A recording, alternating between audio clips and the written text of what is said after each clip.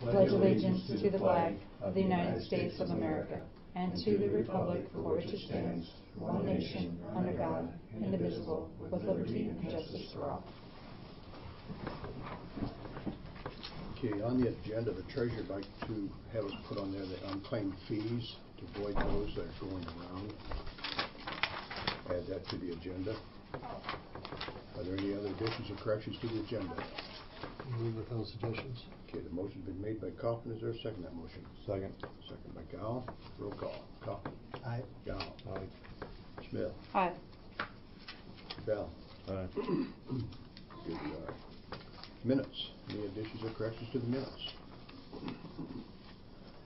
There are none may have approval of. So moved. Okay, the motion been made by Gall. Is there a second? I'll second it. Second by Smith. Roll call. Gall. Aye. Smith. Aye. Bell. Aye. Kaufman. Aye. And Gerber, aye.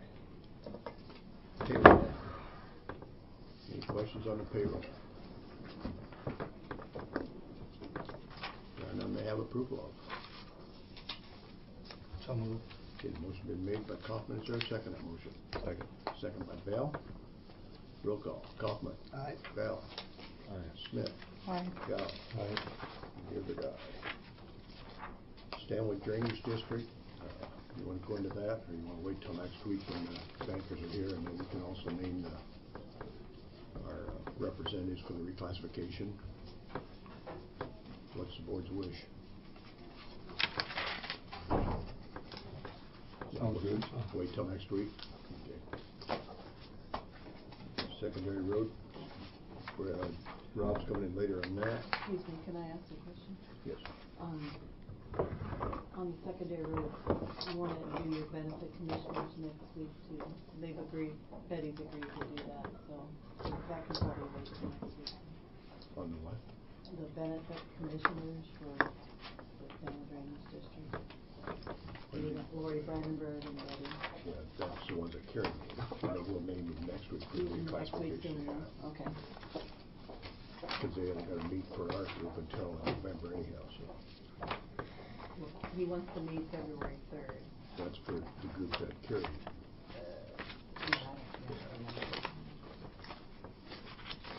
Okay.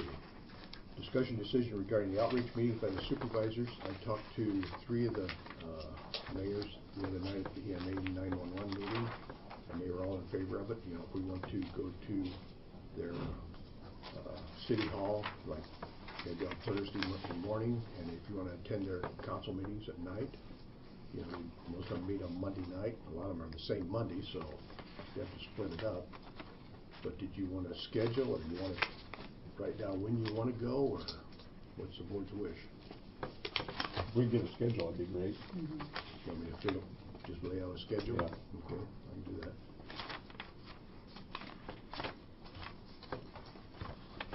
Courthouse phone system, I think Carrie's going to bring that in when she comes in for the budget. No any discussion on it right now.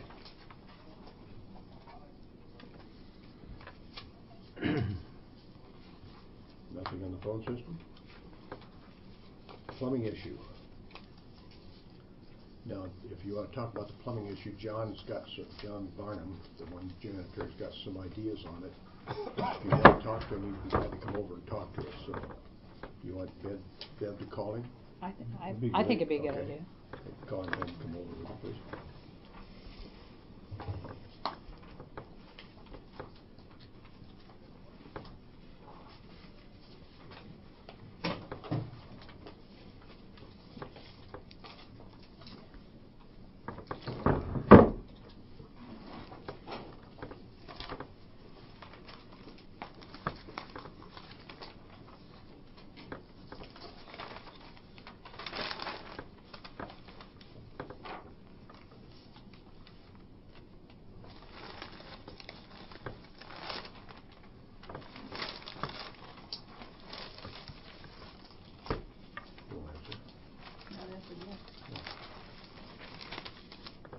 John, this is Bev in the boardroom. Would you have time to come over and talk to the board now? Okay. Come over.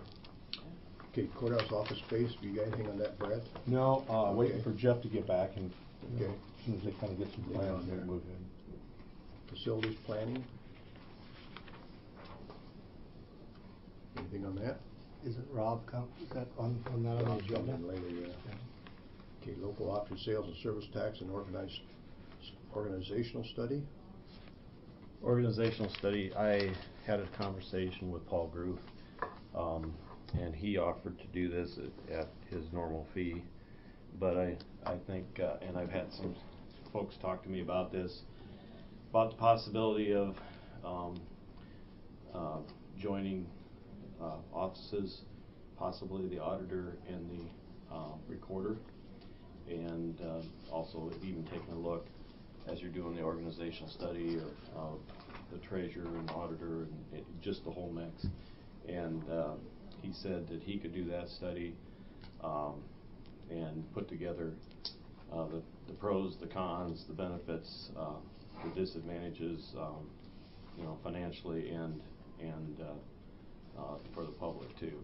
So I would propose we go ahead and have Paul do this and take a look at that. There are several counties in the state that do have auditor and recorder together in the same office.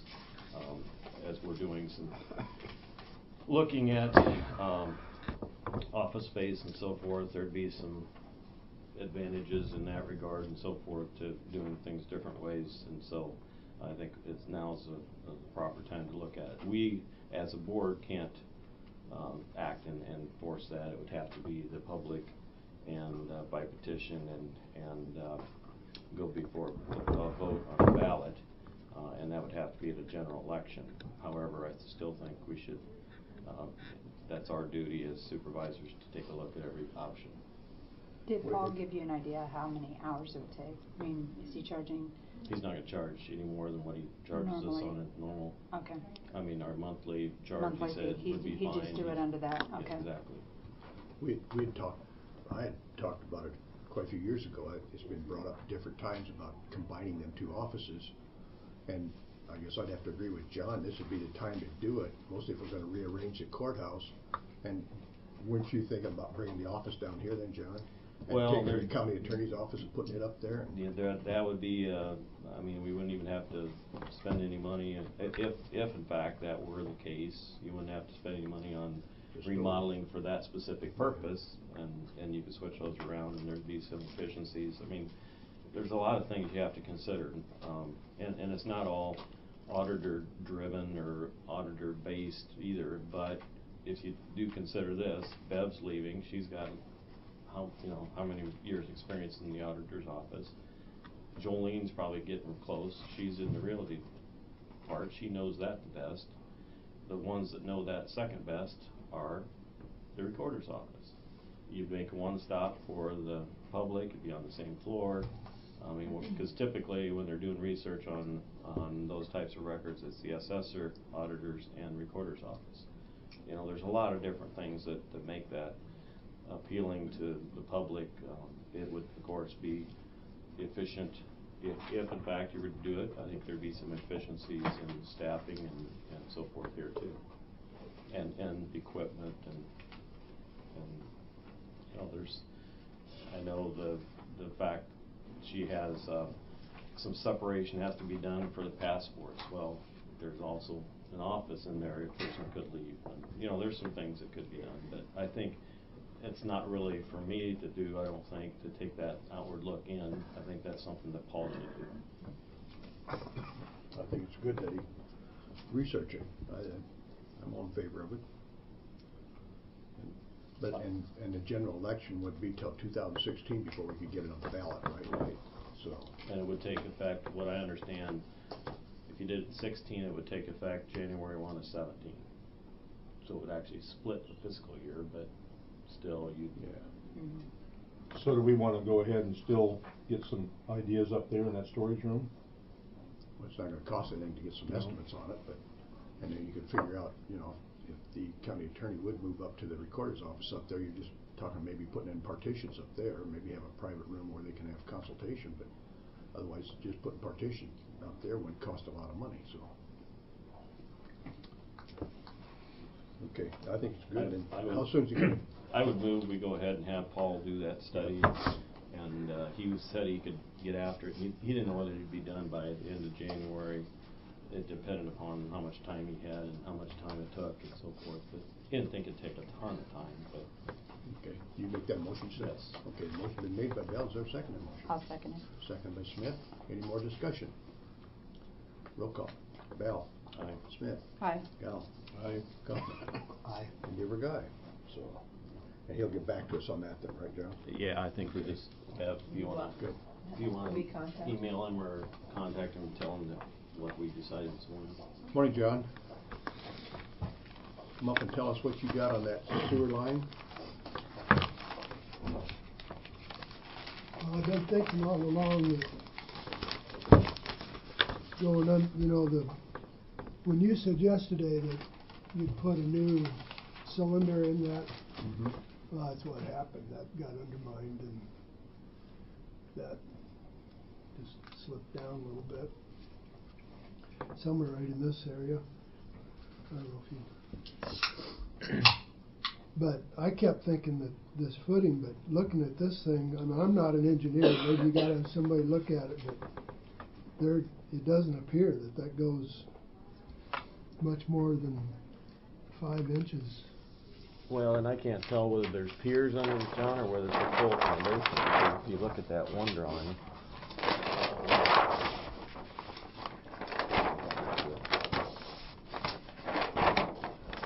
Find it. And that shows that. Yeah. There's one of these that shows.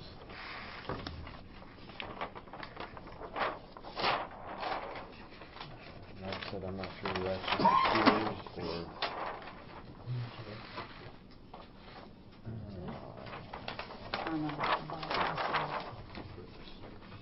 Where's that? That's how it looks in my house. He buys it and I told There's a pier one somewhere that shows that where it could be really deep. So there's a pier there, is that? No, it's actually its own Well, drawing yeah, somewhere. that's still in the Oh, okay. engineer's office, or at least where the piers are. Okay. Yeah, you don't know if there's a pier in that particular spot, but. Those go up to 21 foot deep. Right, but But if there's pipe running alongside of it, it's not going to a pier, Yeah. But anyway, all that aside, there's a 6-inch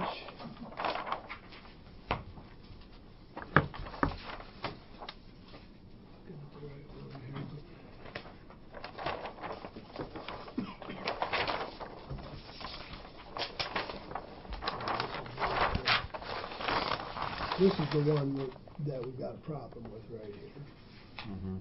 All right, there's a 6-inch that runs back here to a riser in the back corner of the elevator equipment room. And apparently they cross. I don't know what the difference is between them. But, so, you got an option of going ahead and drilling through here and hooking up right here. Or Coming from the west. coming in from the west and going around the whole corner of the building there. Which might be the safest way. The least amount of distance from the edge of the building to the... So does this one come out? That I don't know. That takes some exploration to whether it's capped or actually comes out of the building before it's capped. If it comes out of the building and it's... Then you're set. Well, if it's As long- pointed the right way. Well, you got the right elevation. It drops, right, yeah. The sagging is in Julie's office, though? No, the sagging is, from everything we can tell looking at the pictures, is right in front of the stair steps. At the bottom of the steps there? Yeah. So in other words, if they wanted to repair that, they'd have to tear up all that down there at the bottom of the steps. Well, you don't want to do that. No, I'm That's not why gonna we do need it. to drill. For it. For it. Bore it, yeah. And so that you just tear up the part in front of the bathroom there. So, what do we have to do?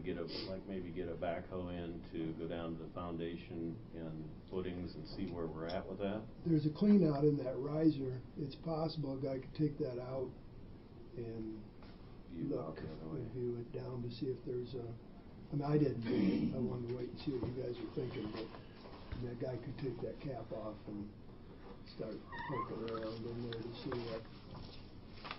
which direction it goes, and sometimes you gotta dig this up in front of that bathroom so you find out what the elevations are too. We have no idea what it is under that floor, you know. If you take that cap off, that'd give you the depth of the sewer line there, you say? Yeah. Okay. And whether it actually goes out of the building or it's capped off. I mean, that's the most interesting way to me, if it works, you know. The problem with going back through here is you're just going right back through what's already been undermined, and who's to say it won't? Drop again. Pump it full of concrete That's what I was before you wondering. drill it, you just do it again, you know. Hopefully that undermining won't affect the elevator at some point. Well, the elevator I But wouldn't it worry sits on about, a lot it's of- that stair wall. Yeah. But no signs that that's ever happened, but, cause the elevator pit goes Well, way that's deeper. that's pretty deep in cement. Didn't they have trouble with that wall, or the dirt caving in on that, John, when they were working on that elevator? I thought they did have some issues. That's when you said that yesterday, I was like, okay, well, now we know what. Yeah, 'cause that goes down the dirt quite a bit. It's very unlikely that it settled after 60 years, you know, being there. Well, I think the original intent was to have more plumbing south of the bathrooms. Originally back in the 60s. Yeah, there was a kitchenette in there, and there was on some of these plans on the There's like bunkhouse. West and, side, yeah, yeah. stuff like that. So I think if we can get it to where we, access everything off of this other line that comes in from the west, Yeah, I mean, that'd be just super then. eliminate. You have to find out if there's enough fall from here to the manhole, which you would assume there is, but we just don't know until you check it out. Have you heard anything from Lynch, John? Can you ever get back to him? You haven't heard anything. Nope. You have anything you wanna say? Well, just that we gotta watch the hydraulic lines. Well, yeah, there's We know hydraulics and there's electric in that elevator equipment room, but you just have to be very careful under. They're under the floor. But you said we're gonna have to bust up in front of that bathroom Yeah, anyway to there's find the gotta be. elevation. So that's where you're gonna have to hook on. Unless we find something that specifically says where that top of that line is. Right, but either way, you're gonna end up tearing that up to Hook on. hook onto it with the new line. And that's the reasonable place to do it. Well, if that would happen to go through the footings, then we're almost, other than checking elevations, we should be almost set. But we don't know that. Right.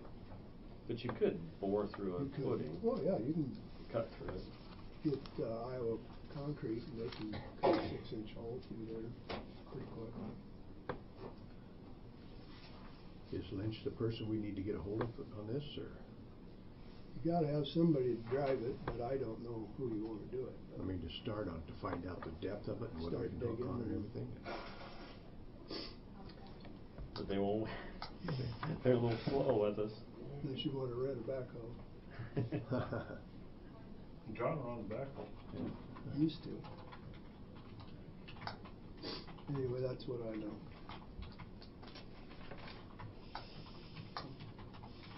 I guess we'll just have to keep calling Lynch or find somebody else. Well, he's in Cedar County, I think you guys would be able to put some pressure on him. Just 'cause he's in Cedar County? Yeah, you guys are. And none of the other plumbers want to tackle it, do they? Well, I know Rodney's, No, Rodney wouldn't want it. and I haven't asked him, but everything I'm gathering from him, he's not too. Is there any plumbers in any of these other towns that would tackle it? We tried, Vortec, Vortec. and Bob Speeds.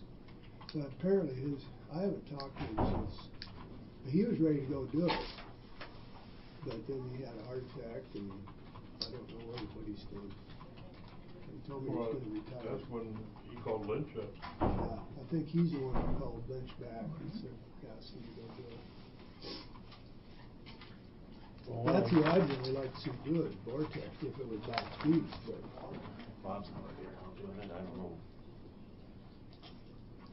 He does really good work. I've seen his work other places. Why don't we call Wayne again? You calling Wayne again? I said, why don't we call him? Put him on speakerphone or something. Yeah. Where is this person, what, Tipton or West Branch or what? It's 319. Oh, This is his cell number. okay. 319-631-0958.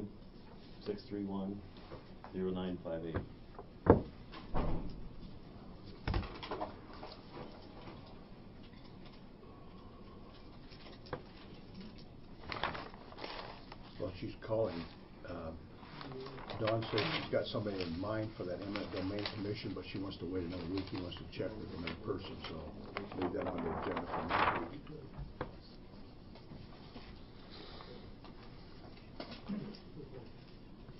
Hello, is this Wayne Lynch? This is Sarah calling from the Cedar County Board of Supervisors, and they're in a meeting, and they wondered if they could put you on the speakerphone to talk to you about a plumbing issue. Okay, just a moment.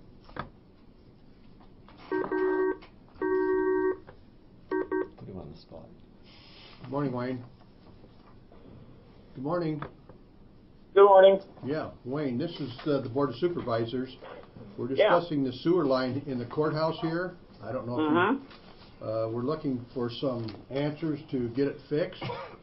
Okay. We have with us John Barnum and Danny Carney, the two janitors, and they were coming up with different things. Do you think you could meet with them sometime and come up with something on that?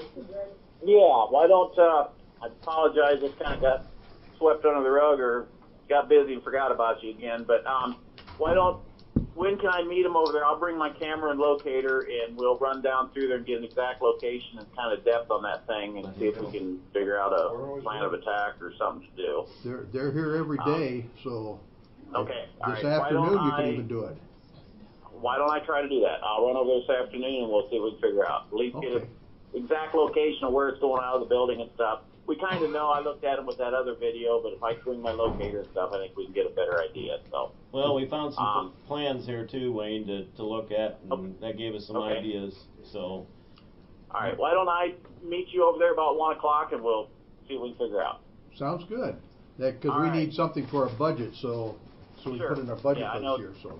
John talked to me one day here a month or so ago too, and we try to get something figured out. But I'll be over this afternoon, and we'll take a look at it. Sounds good. Thank you, Wayne. Thanks so much. Bye. Good call. There, 1 o'clock they'll meet with you. Thank you, John. Thank you, Danny. Action on a payroll change for John Barnum. Went around. It's right here. Okay. He's served his year and he's due for a raise. What is it, 50 cents? 25 cents? 50. 50? So I need approval of that. Okay, the I'll motion second. been made by Kaufman. Is there a second to that motion? I'll second. Second by Smith. Roll call. Kaufman. Aye. Smith. Aye. Gallo. Aye. Bell. Aye. And Dearborn, aye. Melissa.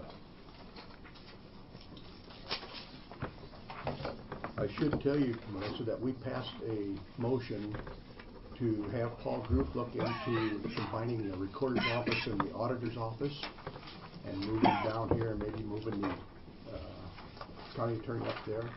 Well, and It's a all feasibility all study. the different offices. All the It's a different feasibility offices. study. So we're looking Okay. into that. So I probably have some information because the recorders have done research for the counties that have combined, and it hasn't had any cost savings to combine the auditor and recorder. But I can get that information to you guys too if you want. get it to Paul. Okay. Yeah. Okay. You want to discuss regarding the deputies? Yes. You guys passed a resolution back in January of 2013 about setting the number of deputies. I currently have one deputy and a clerk. And my deputy that I have in the office, because she processes passports, she's unable to touch anything that has to do with vital records. So I'm asking that Jody Level, my clerk, be made a deputy so she can assist with vital records. We have weekly and monthly reports that we do for vital records, so I'm the only one that's able to sign or process any of those reports. And my fear is if something were to happen to me and I would be out of the office for an extended time or even over a long weekend, that puts nobody in charge of doing those reports. It would also help with ATVs, snowmobiles, boat titles. We do lien releases and duplicate titles, and she's not able to do that. And she's also unable to do certified copies of real estate documents in the office. I don't feel, well, in July of 2011, that's when, prior to that, deputies or anyone in the office could do vital records and passports, but there was a change made by U.S. Department of State, which classified us then in July of 2011 as a dual facility. We're considered a dual facility because we do vital records and passports. So since then, we've had yearly inspections, and they come into our office. We had to move around our birth records and put those under lock and key. So my passport agent doesn't have access to those records. She doesn't have access to safety papers. She can't access our computer system that has vital records in it.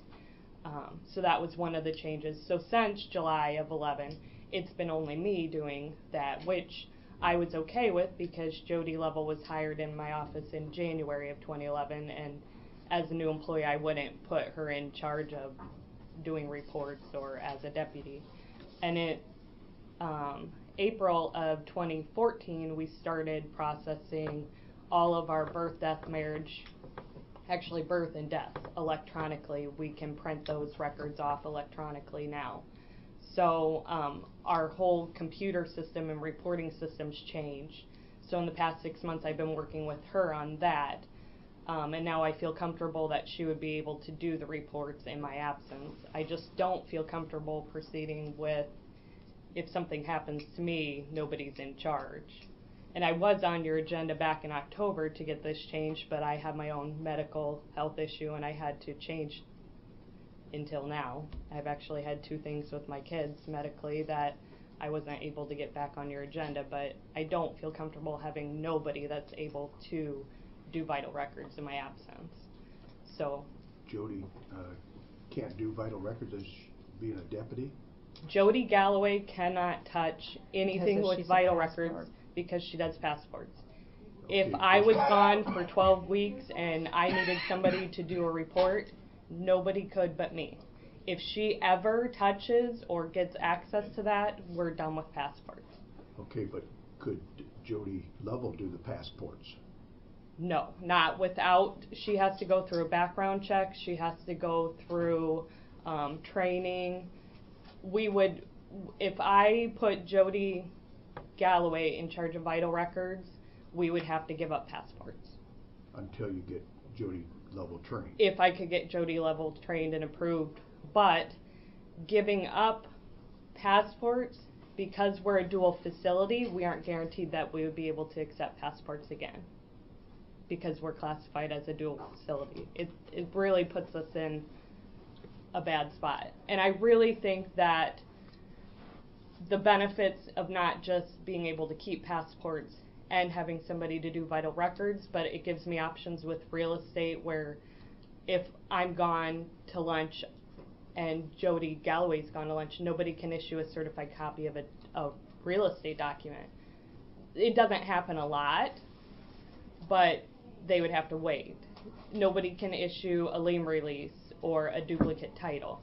It would make the flow of the office better. I don't think that we need a fourth employee, which if I had 4 employees, we would be okay. We could function because I could have an additional passport agent. Adding an agent wouldn't be an issue because we would be a facility until the other one was trained, which hopefully it would be in a few months, and then Jody Galloway could just be a deputy and I could add another agent.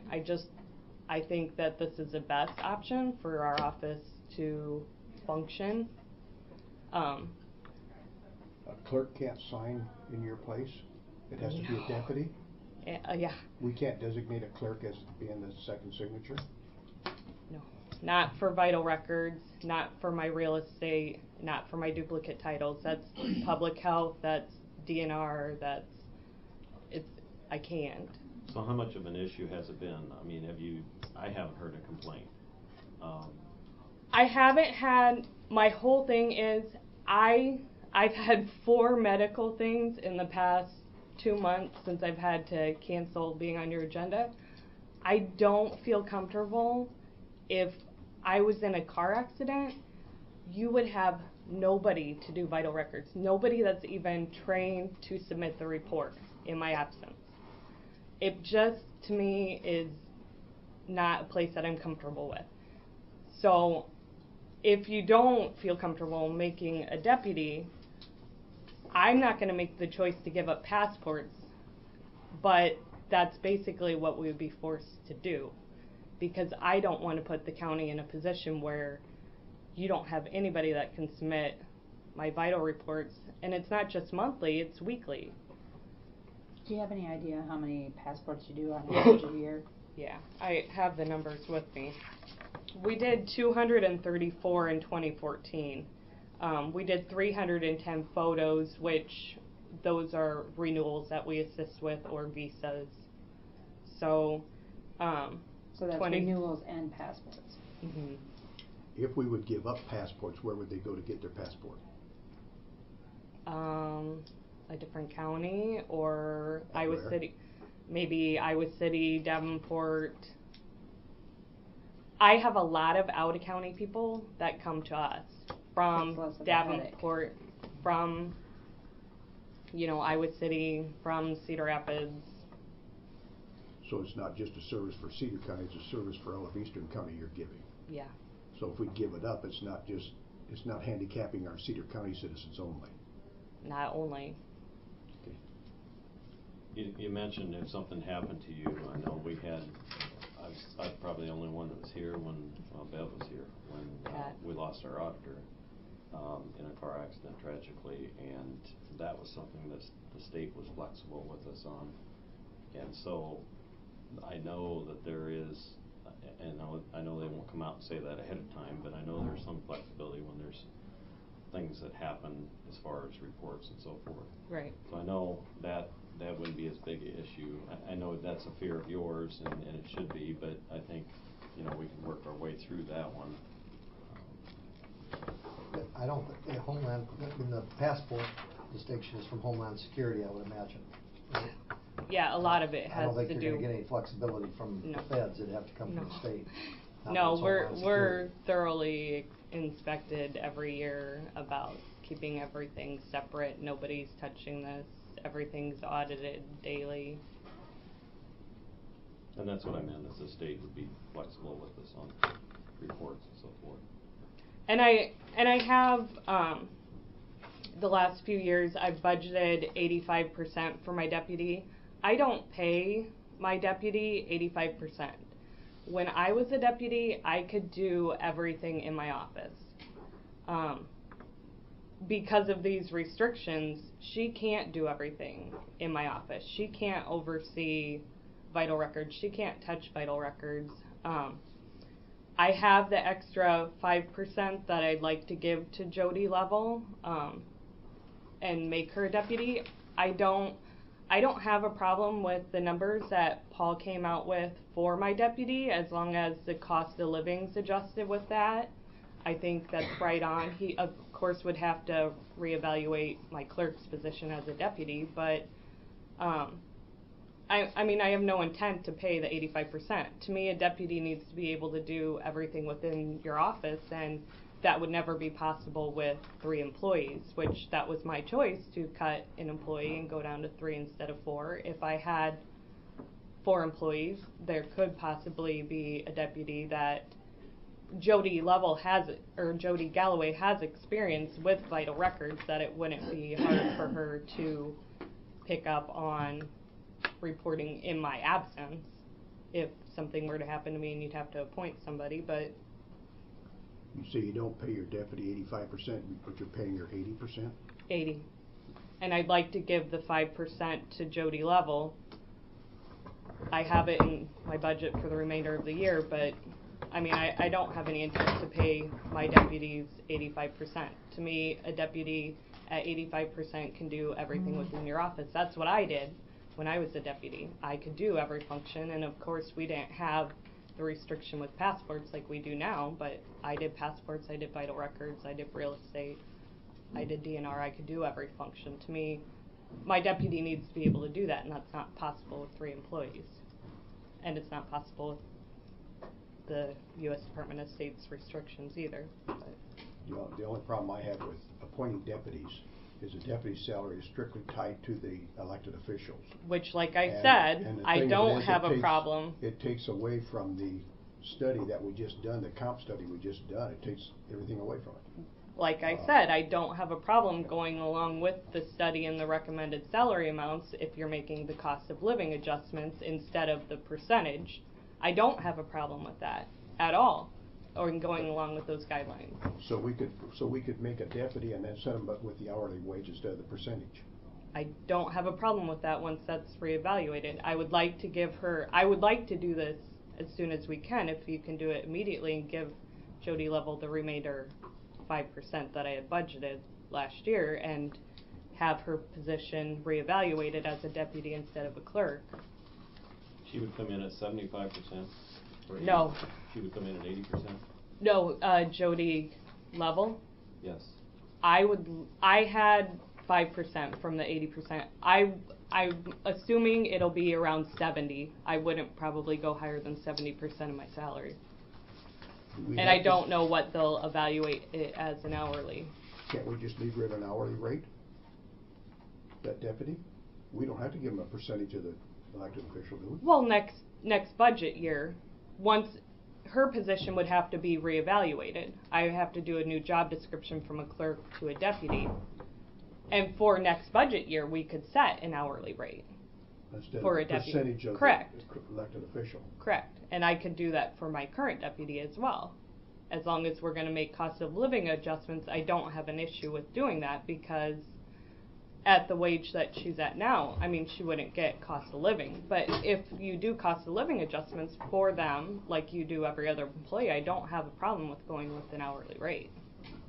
Yeah, there wouldn't be a cost of living this year. There's no cost of living this year. But there should be, because Paul had sent me the email that there was going to be. We set the wages and we did I not know. allow it this year. But I don't, she would get no increase. Well, everybody's getting some increase. Some She of would them get aren't getting any $19 a increase. year increase.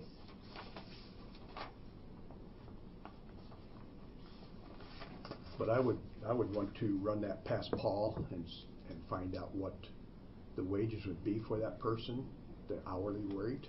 And I set wouldn't pay strictly more to- than 70%, which, What does that figure out per hour there, John? It's 34,882 divided that by 1820 comes to 1916 an hour. yeah, Yeah, that's she's what I making came up with. $16.51 now, or that she will be making next year, right? Yeah, As a clerk. $16.51 as a clerk. Which is still quite a bit under my other deputy. Your other deputy would be making $22 an hour, right? I'd still like to run it past Paul before we make any decision. That's my feeling on it, but. And I already have the money in the budget for this year, for that amount, for the remainder of the year.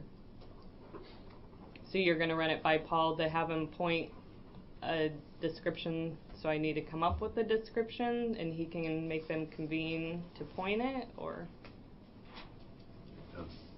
Appointing a deputy, you mean? Well, I have to create a job description Needs to be a new for, job description. and they would have to call the group to meet to point the job description. But my feeling is I'd like to talk to Paul about it. That's my thing. He's our HR person. Jeff, what's your feeling? How much did we save when you reduced the total amount of employees from 4 to 3 up there? My salary was 85%. The other deputy was 85%. And we've saved a lot of money because I only pay my deputy 80%. So we saved 90% of my salary, basically. Okay. And then I think it's good to, because I just don't know whether you can, when you pay the deputies a percent, if you can go to that hourly. I'm not doubting anybody, I just don't know. I'd like to just make double sure. Right. That I mean, we I can do could that. I could So base I'd it like to on the talk to him. percentage of the hourly wage. John, what's your feeling? I agree with you, Wayne, that we need to talk to Paul. Brad? Yeah, that sounds good. Don? I think we need to talk to Paul. My concern is I understand where you're coming from with the percentage thing, but if we do it for you and we're not doing it for anybody else's department, we could have some backlash on that. So I think it's good to have clarification on that. I understand that you have the money in the budget, and it may not be a problem, but we don't want Right. any discrepancy that way. And I don't have a problem with figuring out what percentage that dollar amount equals and whether I pay them 79% or whatever that comes out to. As long as they're getting a cost of living increase, I'm okay with that. To me, they're not doing every function that... So you're saying you wouldn't tie it to the elected official salary then? You'd tie it more to the I study don't salary? have a problem following the study as long as it's giving cost of living and basing my percentage off of that. I've been reasonable. Yeah, we need to talk to Paul about it. Make sure we can do that. Yeah. Yeah. We'll talk to Paul and get back to you. Okay. Okay. Thank you. Melissa.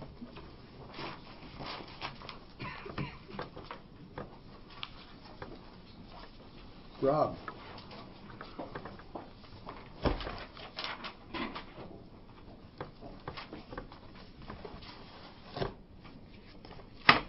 Morning. Morning. First thing I have on for you is DOT conducted the letting for our Hoover Highway bridge replacement project. It's a culvert just be east of the Loudon Quarry, south of Loudon T. We had 3 bidders. Jim Strader Construction was the low bidder, Taylor Construction was the high bidder, Chick-fil-A Excavating. So what I have for you is try to formalize. We kind of did this verbally before as far as approving the contract or awarding the contract and then authorizing the chair. I have it in a formal document of a resolution where it says, whereas the Cedar County Board of Supervisors has considered the bids received December 16th, 2014 for bridge replacement project BRS C016 parent 90 6016 on Hoover Highway in Section 3, Springfield Township. Whereas the total amount each bid is read as follows: Jim Strader Construction, $341,432.70, and I'll list the other 2 bids. Therefore, be resolved that the Board of Supervisors of Cedar County, Iowa concurs with the county engineer's recommendation that the contract for said work be awarded to the low bidder as follows: Jim Strader Construction Incorporated, $341,432.70. And then be it further resolved, chairperson of the Board of Supervisors be authorized to execute said contracts on behalf of Cedar County. That's the formal part of what we were doing before. Then it does a roll call and carry and authorize the chair. Pardon? 80/20. It is an 80/20 project. It is on a federal aid highway, so it'll come out of our farm to market account. And all the supporting documentation we got from the DOT will forward to the contractor. And of course, he gets the certificate of insurance, proper bond and whatnot back to us, subcontract request approvals, and then I could, if you approve the resolution, I could just have the chair sign. We can expedite it to the DOT. Because we have approved the resolution while the chair is signed. Okay, the motion been made by Bell. Is there a second? Second. Second by Dow. Roll call. I guess I'm first here. Aye. Kaufman? Aye. Bell? Aye. Yao? Aye. Smith? Aye. Okay.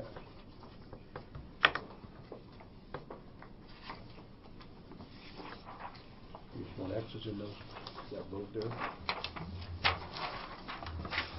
My fingers will work. It's been a while since I've gotten one of these updated, but we're getting to a little more stable situation. Thanks.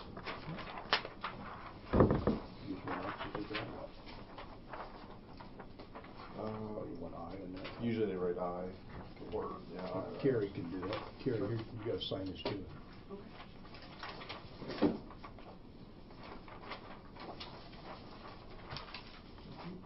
You can write aye in there, then press I got one already. How many do I need? Oh, well, it's a big department.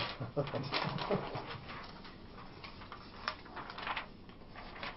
he says you just write aye and all them. A few extras. Anyway,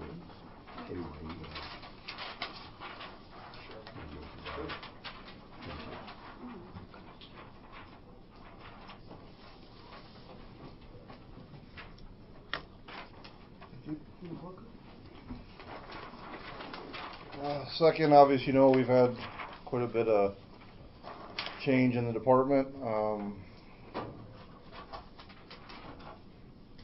Everything is shook out through the union as far as union postings internally. You can see we still currently have 5 vacancies in the department, 1 being an engineering tech. And the reason, again, if we can get to our funding level where we can start to get the construction projects rolling again, we will need that position, but until we get to that point, I've left that vacant. We are still under shop mechanic aide. When Merlin retired, is a vacant position. We have a grade crew position that is vacant. And the 2 that I'm here today that I would like to get filled, or proceed to start to get filled, are the 2 on the bridge crew. Those positions were vacated by Corey Bierman. He's now the crew leader for the excavator crew 1. And then we had a new hire move to a different state. So we never filled that position. This is the first time I've come to you since then to discuss it. So that leaves the 2 vacancies. So we are in January. Bridging crew season typically starts around April, weather pending, of course. I'd really like to get somebody in as soon as we can to get them a little bit of winter experience, although I quite frankly hope that we don't have any more winter. But ideally to get them some of that trucking and plowing experience, and then go right into the bridging season as soon as we're available. so you gotta post this for how many days? It'll be, I usually advertise in the paper at least 2 weeks.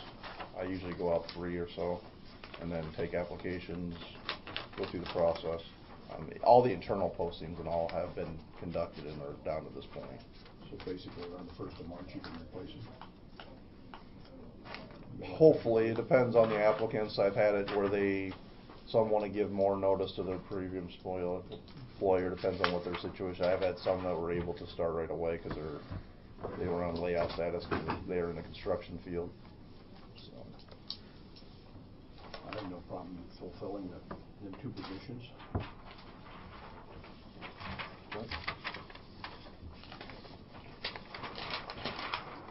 Anybody have a problem with it? Nope. Okay, I will start that and we'll proceed. Third thing, the secondary road facility. It's been a little while since we talked. I know Don was coming on, so I didn't want to necessarily bring this sooner. I want to have everybody included.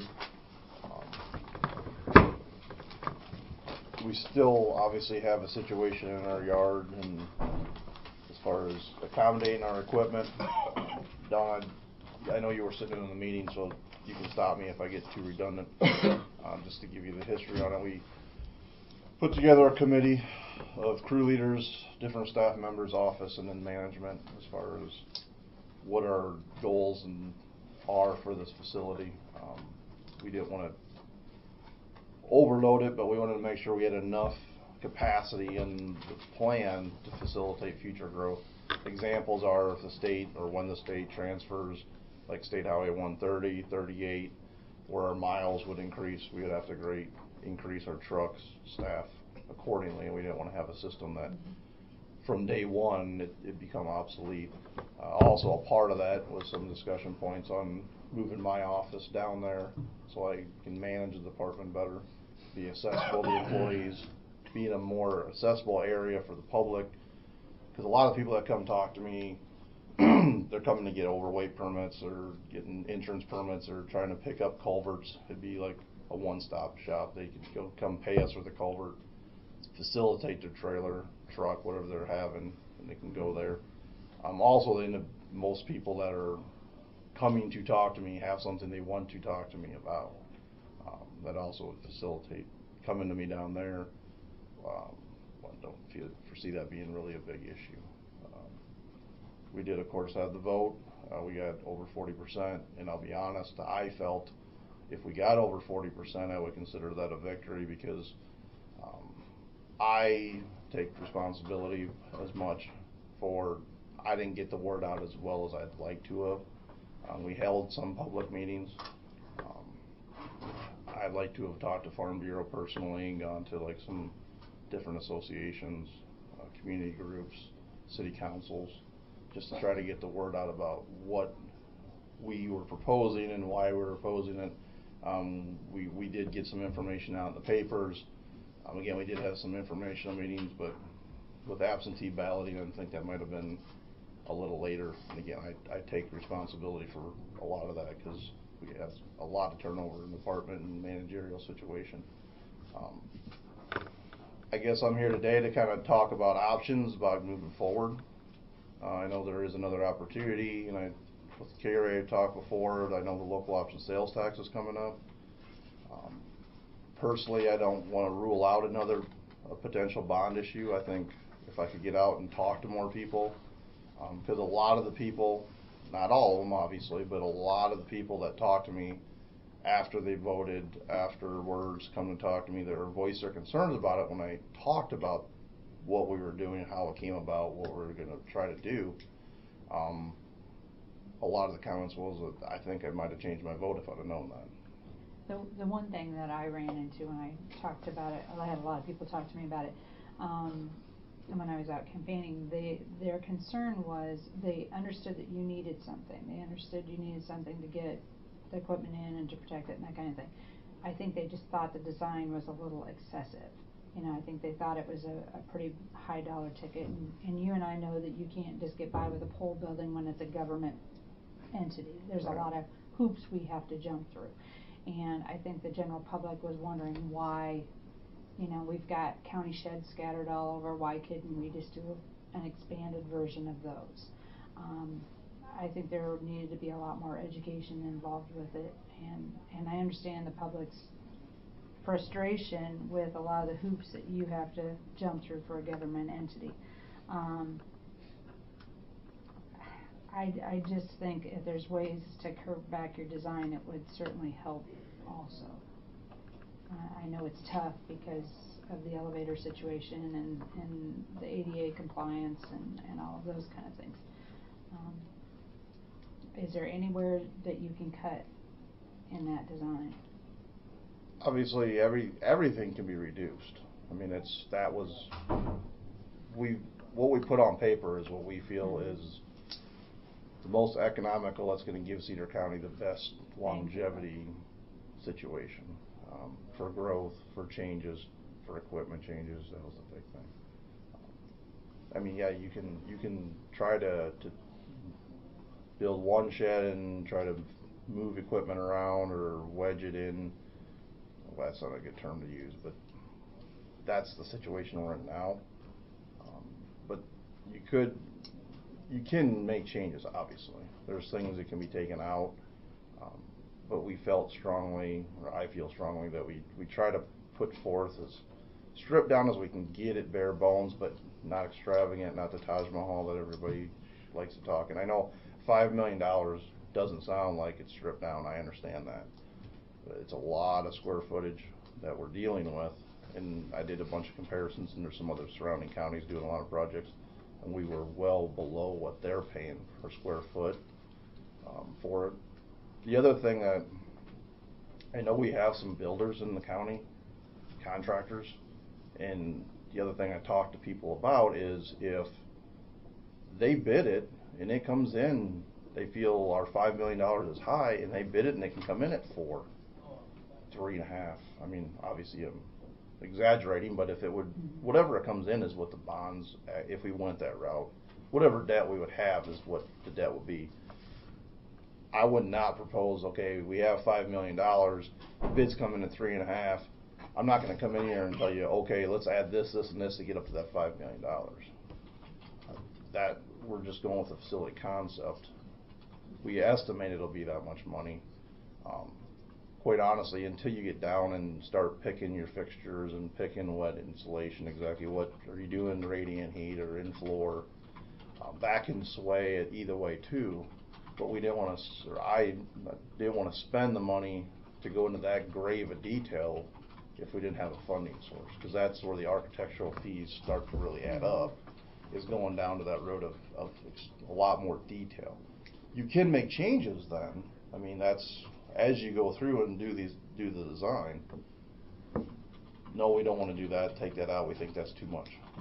We can adjust things that way when we're going through it. But we needed just a basic.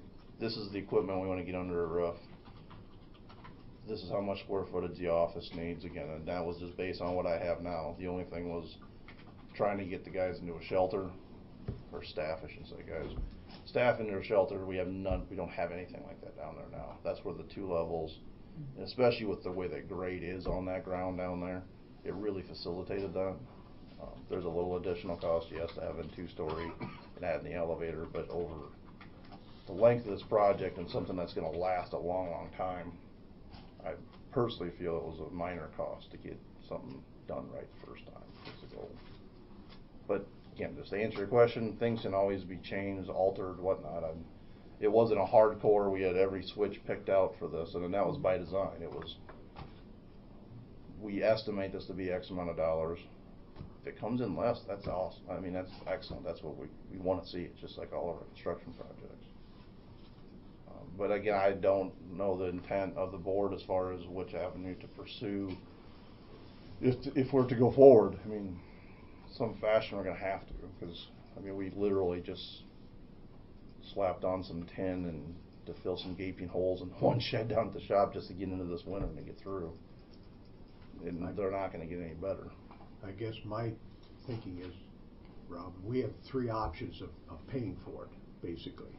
We could take and do a bond issue, or we can take and do the half of the 1-cent sales tax that's coming up, or we could take and pay it out of the secondary road fund, you know, which I do not want to do that, because that's going to take away from the rock and the bridges and everything else. I don't think that's an option. But I think, what's the county take, the rural area take in for taxes, sales tax a year, Gary, you know? The last estimate we received was right around 700,000. Okay, and wasn't our payment like 353,000 a year? Sounds. I think that's right. I honestly have to look that up. Basically, if we take half of the sales tax to pay for it, you know, if they pass this 1-cent sales tax this fall and use half of that to pay for it, that'd be another way to finance it, you know. Sure. If we would do that, would we have to have a bond or an election on that, Kerry, to all we'd have to do is just have the election for the 1-cent sales tax, where we wouldn't have to have an election whether we're going to build that or not, would we? It'd be the 2 language. separate issues. You're still going to have to do the bond issue to build his building. The next issue that would be on the ballot is your local option. Okay. The verbiage of exactly what are you going to do with that money. Okay, that way, yeah. Yeah. Well, we'd have to have a bond issue to go ahead and build it, though. Yeah. Okay. So a November possibility is to put both of those on the ballot right away. Carrie, what if, just a what if, and I think that if we put it back on the ballot as it is, it would fail again as a bond issue. But what if we put it on and it failed and the sales tax passed? Then you got a problem. Because then your money cannot be spent except on that building, and you have to wait till that building is passed. Not unless you do a change of use, which is another election, to change the use of that money, since his bond issue did not go through. Yeah. But you would know whether or not, I mean, if in fact that happened, you would know what the dollars were that were available, and then you could, you know, if you wanted to change the plans or whatever, you would at least know a funding source, correct? Mm-hmm. And they have to be two separate issues, you can't put it on together as one issue. Correct. Two separate issues. Gary, what would be a bigger burden on the property taxes, the straight bond issue or changing the use of the sales tax, which it takes it, because right now, part of the use is for property tax relief, right? Yeah, and the So other which part, one is a bigger burden? and the other part of that, just to explain, is the transfer, it used to come out of general basic, it's coming out of rural services now because of the local option that is helping. So you're doing property tax plus alleviating off the burden of the general fund, so it is coming out of the rural services. So you'd have to keep that in mind too if you change your language. Just more money that you need to figure out where you're going to find it.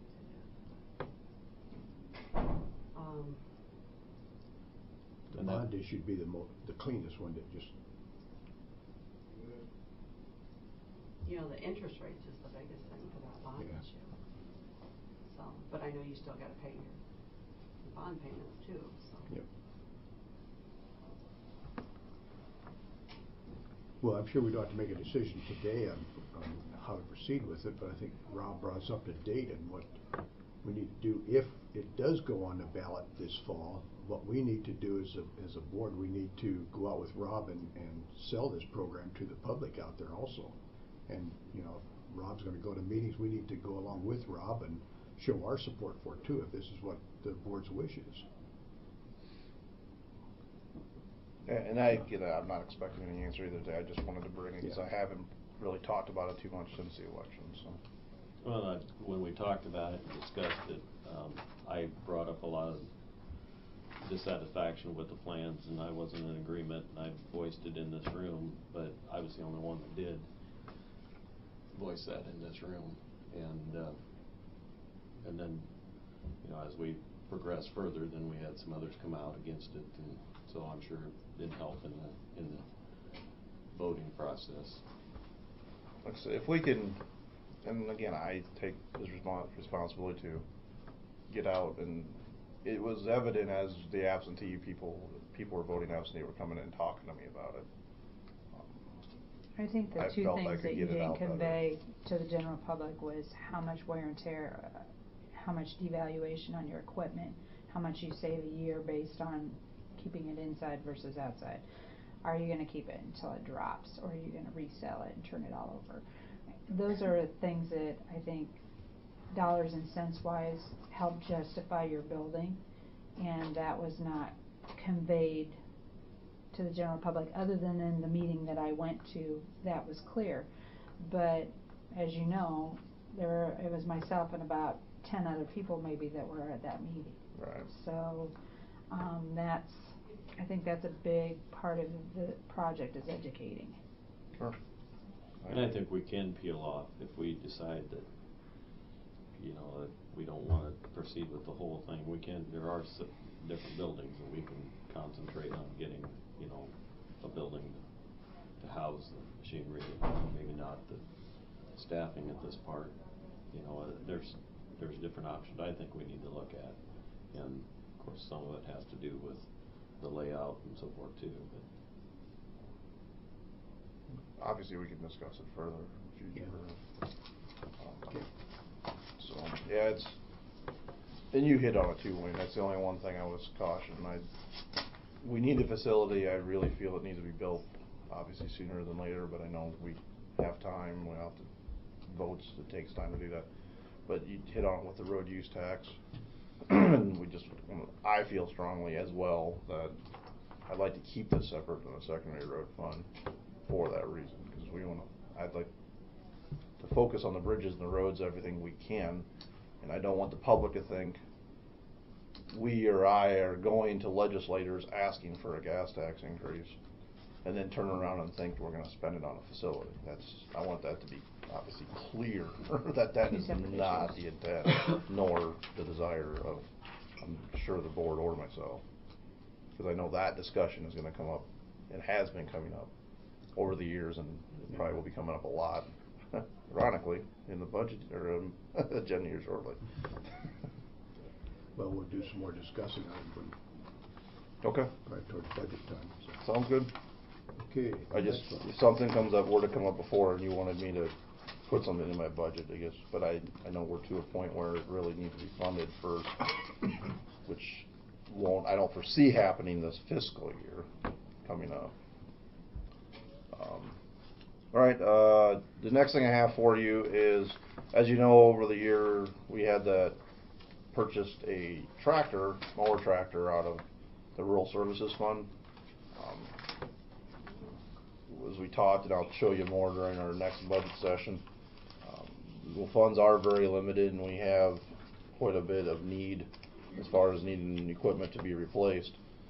One avenue, been working with conservation potentially on, if I could get a tractor and or a chipper moved out of the Rural Services Fund directly, so it's not actually gone through the secondary roads budget, which is allowed for as far as the road clearing part.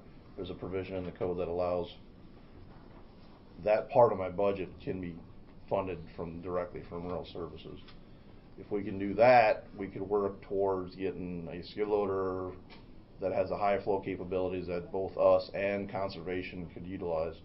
I know Mike had a board meeting or commission meeting last night and discussed it, just the potential of sharing, working out the use of it between the two of us, and if it's something they'd be interested in, and I don't speak for them necessarily, but it sounds favorable that they'd be willing to contribute in some fashion towards the purchase. But the only way I can afford it is I need to find other avenues to purchase some other pieces of equipment to fit. Again, I haven't presented it to you yet, but right now I'm proposing $410,000 in new equipment, which is right about normal for the last couple of years. I think last year was $370. We were only able to get the 2 trucks out of that.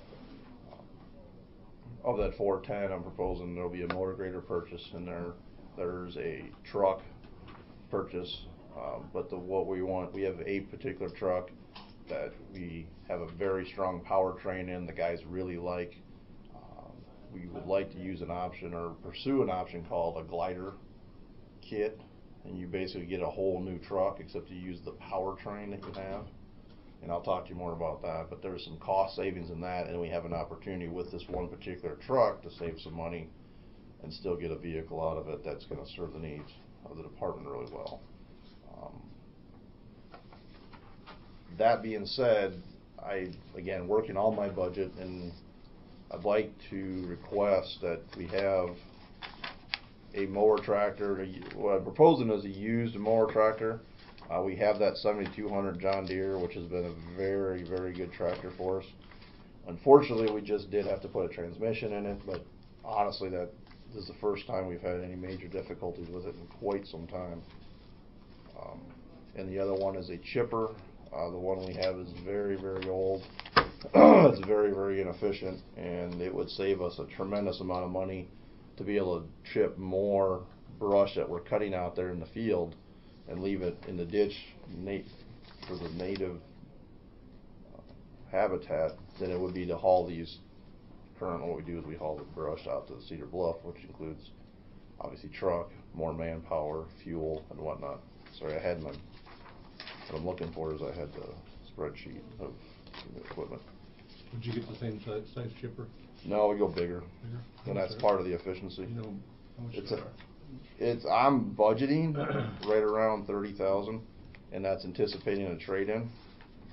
I'm sorry, I had that piece of paper right here. Going back to, you were talking with the conservation, you're looking at purchasing a skid steer with them? Potentially, I think if we could do this. Would that be available to the weed commissioner also? Oh, absolutely. Yeah, the weed commissioner works as part of the secondary roads department. Because he was talking about putting a mower in the front of it and that. Exactly. Yep. So in other words, it'd be 3 departments that basically be using it then, right? Yeah, it'd be part of the weed eradication program. It'd be part of secondary roads, and it also would be part of conservation. Cause they have some usage, and again, I don't talk for Right now, Doug. I mean, we have a mower on the front. We share with the sheriff's office, that skid loader through there. Basically, the sheriff's office bought that how many years ago when Sheriff Hannes was here. Basically, what the agreement was that they bought it for snow removal, but we house it, we maintain it, and that. We bought some attachments for that skid loader right now. We have a mower that would go on the front of this one. The biggest thing that we're looking at is the high flow. We don't have this, the one we have currently isn't a high flow. With the Hoover Trail, there's, in our district, Lynn County has a motor grader type blade that goes on the front of the skid loader that we can maintain that trail down there. So basically my board was willing, you know, we do have some money through our park land improvements that we could maybe help share the cost with Rob.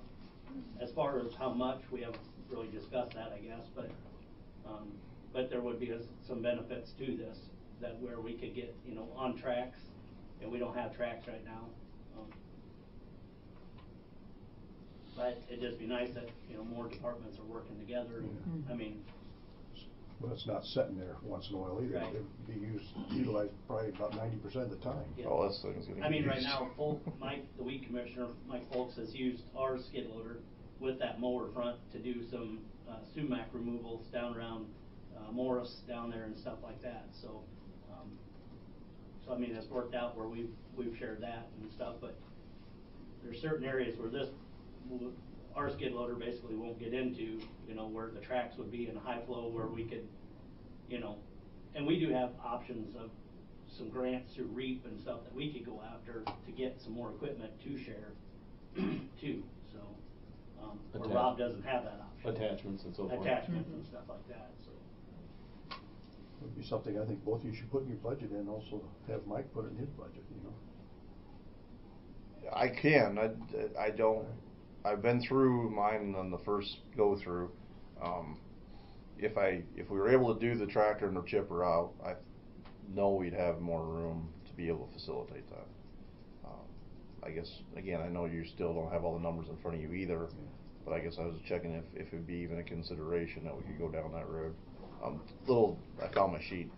The current 7200 tractor we have is a 1994. It has just under 11,750 hours on it. Again, other than we just had that transmission, it's been a very good tractor, and talking with Brad, would really like to pursue finding another one as similar as we can to that. Obviously, try to find as low hours as we can. And we have that diamond mower, that side mower setup that we took off of that 6715 that we have in our yard, and that has a 6-foot cut on it. And you've probably heard from the public, we have a little John Deere, and I don't remember the number of that tractor, but it's a lot smaller cut. And the comments I get, why are you wasting the fuel? I mean, it does help. It does get knocked down and stuff on the edge of the road, but it's not a very efficient tractor, and we don't get near the cut. And of course, like I said, you probably heard from the public, they feel we're wasting our time with that little mower. This essentially would help, because again, we're getting a bigger mower that we already own. We just don't necessarily, as we found out with some of the newer tractors, I don't necessarily need or want as big of a tractor as we just bought for this size of a mower. But nor do I want to go down to that smaller series, though, that we were having some issues with. And we thought that maybe that'd be an option, because it's been a pretty sound tractor, and go that route. Were you going to trade the 6715 in on it? Well, the 6715's gone. That's the one we traded. We sold the tractor, but we kept the mower. Oh, okay. The small tractor is the one I'd have to see if we'd even get anything out of it. We may still keep it for small jobs. If we can get something out of it, obviously we'd trade it. But that would come at that point. In the budget-wise, I wasn't planning on it. I was just looking for a straight-up purchase, and then we can always go to auction or whatnot otherwise. But again, a used tractor is going to save us. I mean, I'm estimating that to be about a $40,000 purchase. Again, estimate, just kind of looking online. John might be doing it as I speak. But that bigger tractor pulls that groomer really well, doesn't it? Oh, that big tractor, for what it's working perfect. I mean, for the groomer, the mowing system we set up on it, there's very few things that it hasn't. It's not as convenient because you got the mower behind you, but the guys are getting used to it, and we're getting a lot of positive feedback on it. We're able to cut a lot more stuff with it. So with that was not a wrong purchase. So don't take me wrong on that. That worked exactly the way we wanted it to, and been very happy with that. The brush chippers, conservation office going in on that then too? On the brush We've chipper? predominantly had it. They borrowed it, and actually they had some issues with it, and they did fix it. They had the shroud, I think, actually fell off of it. How many years old is that? That thing is a dinosaur. I meant to look that up. It's very old, and It's needing some attention. Yeah. But you're looking. How many hours you looking at? I mean, approximately, when you're talking lower hours. 5,000. I was gonna say, there's one here. Close by, or not close by, but 34.5, it's got 5,500 hours, and it says 7,410. Yeah, so I mean, I always try to be a hair above, because you're going to be falling.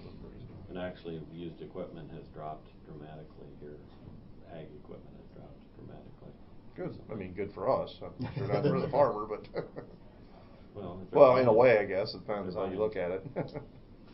But you just want permission to purchase that out of the rural fund, right? Yeah, essentially, I wanted to facilitate the discussion about the request of when you're doing the budgeting.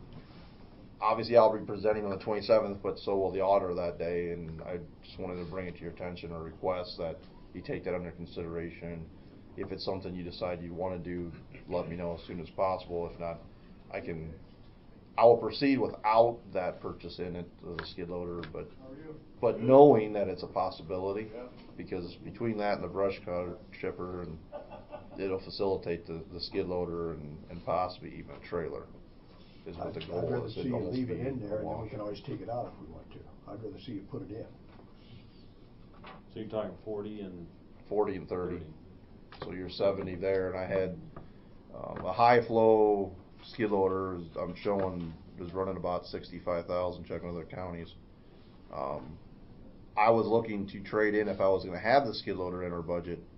Our unit 528. It's our case crawler loader dozer. It's time. I was going to originally do that and our case rubber, our tractor backhoe.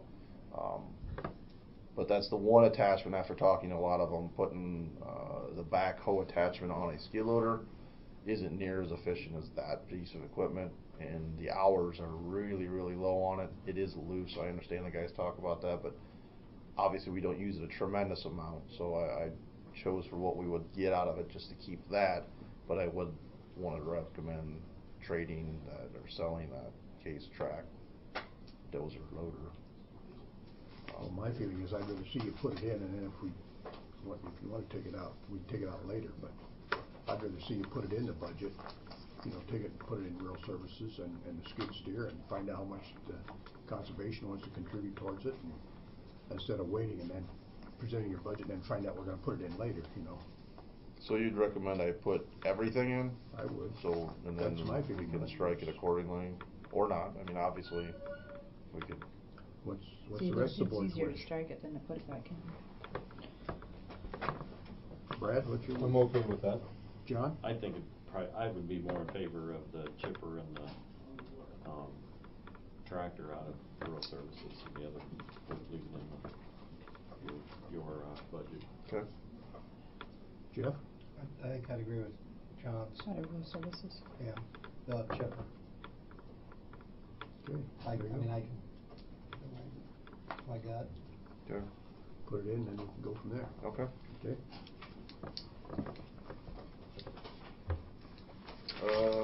The next item I have for you, sorry, I got a lot of things for you today, is our contract with Calhoun and Burns for our 2015 bridge inspections. The proposal is for 152 structures this year for a lump sum fee of $23,550. The paperwork out again. How many bridges? It's 152. And that equates to $154.93 a bridge, which would be roughly a 4% increase over last year. Last year it was $149.37. When would they do that then? It'd start in the spring. So it'd be in this year's budget, right? Yeah, it's part of this is actually in, because we have to budget for it for the fiscal year, so I already have some money in for this year. And the feds have also now, we just got through Scour, got all that analysis done and everything completed. Of course, that's on top of, this is just standard bridge inspection from the Go Inspect. We utilize them for other services too. And we do have a fee structure set in here, so we have it locked in, so that can't fluctuate during the year. The newest thing that we got told this year is our box culverts are going to have to be rated to the new system. The fact that we built standard DOT structures isn't good enough for the federal government, that we now have to have the consultants actually do a load rating on our structures, which we well over 20 of them. I think it was 26 or 28 major. These would be box culverts that are span over 20 feet long, so they're considered a legal bridge. So that's going to come up. Now we got these other things taken care of. Thought we'd actually get maybe a little bit of a break, and you'll see in my budget where it comes into play. We can get back to the days of just doing bridge inspection and that's it. That's going to be the thing for this next year. We handle that. I mean, I deal with my office. It's just something I wanted you to be aware of. We would utilize their services for that as well, because that's considered part of the federal bridge project. They also have to upload everything into that software called SIMS, Structural Inventory Management System. There's another I in there, but everything eventually has to go that route. Even in the field inspection, they're going to have to conduct that with it. So you're asking for a motion to approve $23,550 for the engineering firm? Approve the contract with Cedar and Burns for the 2015 bridge inspections. So moved. Okay, the motion's been made by Smith. Is there a second to the motion? Second. Second by Kaufman. Any more discussion? Roll call. Smith. Aye. Kaufman. Aye. Bell. Aye. Gall. Aye. You're the guy. Hey Rob, just out of curiosity, how many people come out to inspect, and how long does it take to inspect a bridge like a Sugar Creek Bridge, kind of a modern size? I think it's 2 people, isn't it, Rob? It's typically 2, because you have a project leader and a team leader and a project, and then you gotta have, the high trusses, those are fracture criticals. That actually is quite intensive. You could look at 2-3 hours, because they truss bridges. You have to look at all the connectors, and we have to go out ahead of time and clean a lot of those off. This has come about in the last 5 years. Some of them you can get out there and do your assessment as fast as an hour, half hour. Some of them, a standard relatively new bridge, you can go fairly quick. You counteract that with a truss that you could spend a couple hours having an analysis, do all the gusset plates and all the members and cross members and. Robert? Oh, sorry. Oh, it's okay. I'm sorry, I didn't mean to interrupt. Do you normally send out notification to all the municipalities, or does the bridge company send that out? Because usually the municipalities go on the same quote as what you guys get. Usually, to be honest, I usually leave it between the municipality and the consultant. Bridge. So they must, once they give you the notice of what your bid is, then they must send that out. I believe that's how it works out. I'm not on that side, so. Okay. I think Durant. I just know that we piggyback on Yep. to the county, and I mean we pay for it, but it's the same price as what you guys. I think West Branch goes with Lisa and Kim as their city engineer, I believe. Loudon, I think Loudon uses County and Burns. Obviously with the larger number of structures, and if you just have a standard inspection, it's a really, really good rate, I feel anyway. If we didn't have all the federal strings attached, it'd be much cheaper for us. Yeah. But no, I'll be honest, I don't. When I get asked that question from a city or who do you use or whatnot, I give them the information and tell them about what we do. Well, it seems like it's been coming from the bridge company is where the notification came from. I just didn't know if they knew about the box culvert thing too. Yeah, and Durant would need to know. I mean, that's going to affect Durant because they got that triple that's on the west side of town. All right. Thanks. Okay, next one. Get my papers all mixed up. Sorry. ISAC is, of course, come and approach myself and the board. They have a resolution of support for the fuel tax. As you all know, I've been adamantly in favor of this over the years. I feel it's the most equitable way to fund our road system. It's the quickest way to try to get money to where it's needed, and that's to the roads. I feel, and I know everybody hates the word tax, but because it is worded that way, it's constitutionally protected to go to the roads, go to the secondary roads department. That's why I've always pushed hard for it. We have two different formulas for the distribution of it. We have the old formula and then the newer formula with the time 21 passage, which goes to a certain cap, 200 and I have to go back and look exactly. It might even be in the resolution. 215 million. No, 250 million is what the DOT feels is the need. And once you get above that cap number, then it goes back, reverts back to the old formula. I'm here again on behalf of presenting you with a resolution that ISAC has put together. I modified it to fit Cedar County because we don't have bonding, or we have not utilized bonding to replace any of our structures or road projects, which again, for road purposes, I agree with. So I think you have a copy, or have you seen, or I can read the whole thing if you'd like. No, everybody's got a copy. I gave everybody We've a got a copy, copy. but I don't have the one for them to sign, but I can get it. Okay. I don't have a signature page. So it's my understanding in talking to legislators and county engineers, and I am also on the legislative committee for the county engineers, that this is the best option or best chance we have this year. It's felt that if we can't get this done this year, it's going to be many before it could even be brought up again. The governor has talked about being in favor, and matter of fact, 10 o'clock I think was the state of the state address.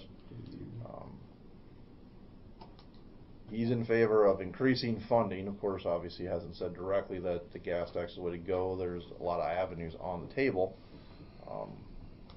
but I'm looking for the board for also to show support as well as ISAC here to send this resolution to legislators and show that we're supportive of it. I also gave them a copy of the letter they sent last time. Okay. Did we include a permit fees? I don't know why they're throwing permit fees in with the fuel tax. Kind of blurs the issue a little bit. That's something that came from ISAC, I'm assuming. I think this just talks about providing Number 3. increasing. Oh, yep, sorry.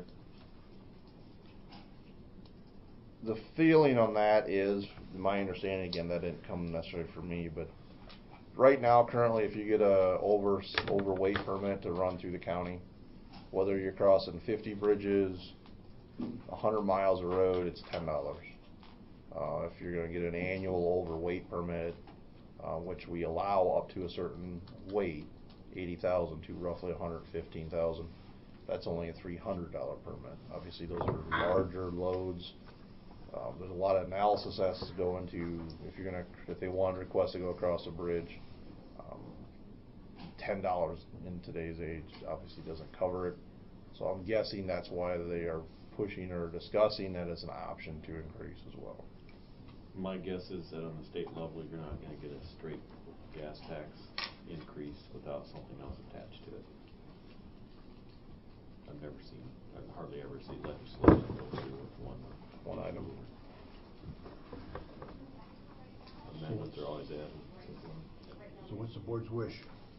Move we approve the resolution. Okay, the motion's been made by Cal. Is there a second that motion? Second. Second by Cal. Any more discussion? I just assume not have number 3 on that. If number 3's on that, I'm going to vote no. I think that's a wide open way for I've seen how those permits work before. I don't have a problem with the road use tax fund. Okay, any more discussion? I think what I've heard on it is basically the ones that are really taxing the bridges and the roads heavily are those overweights. and that they're not pulling their weight as far as financial matters. That's what I have heard as a discussion. I mean, it's not even close to pulling their weight. You know, when they're actually, if you look at some of those, I mean, you get the range of the weights. Oh, yeah.